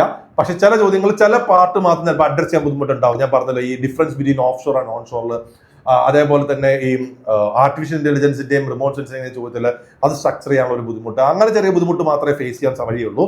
ബാക്കി നോക്കി കഴിഞ്ഞാൽ it's basically very easy. Okay, അപ്പോൾ ബാക്കിയുള്ള GS പേപ്പേഴ്സിലെ സബ്ജക്ട്സുമായിട്ട് 2025 മെയിൻസിലെ ടോപ്പിക്സുമായിട്ട് നമുക്ക് പിന്നെയും കാണാം. Thank you. Keep learning. All the best.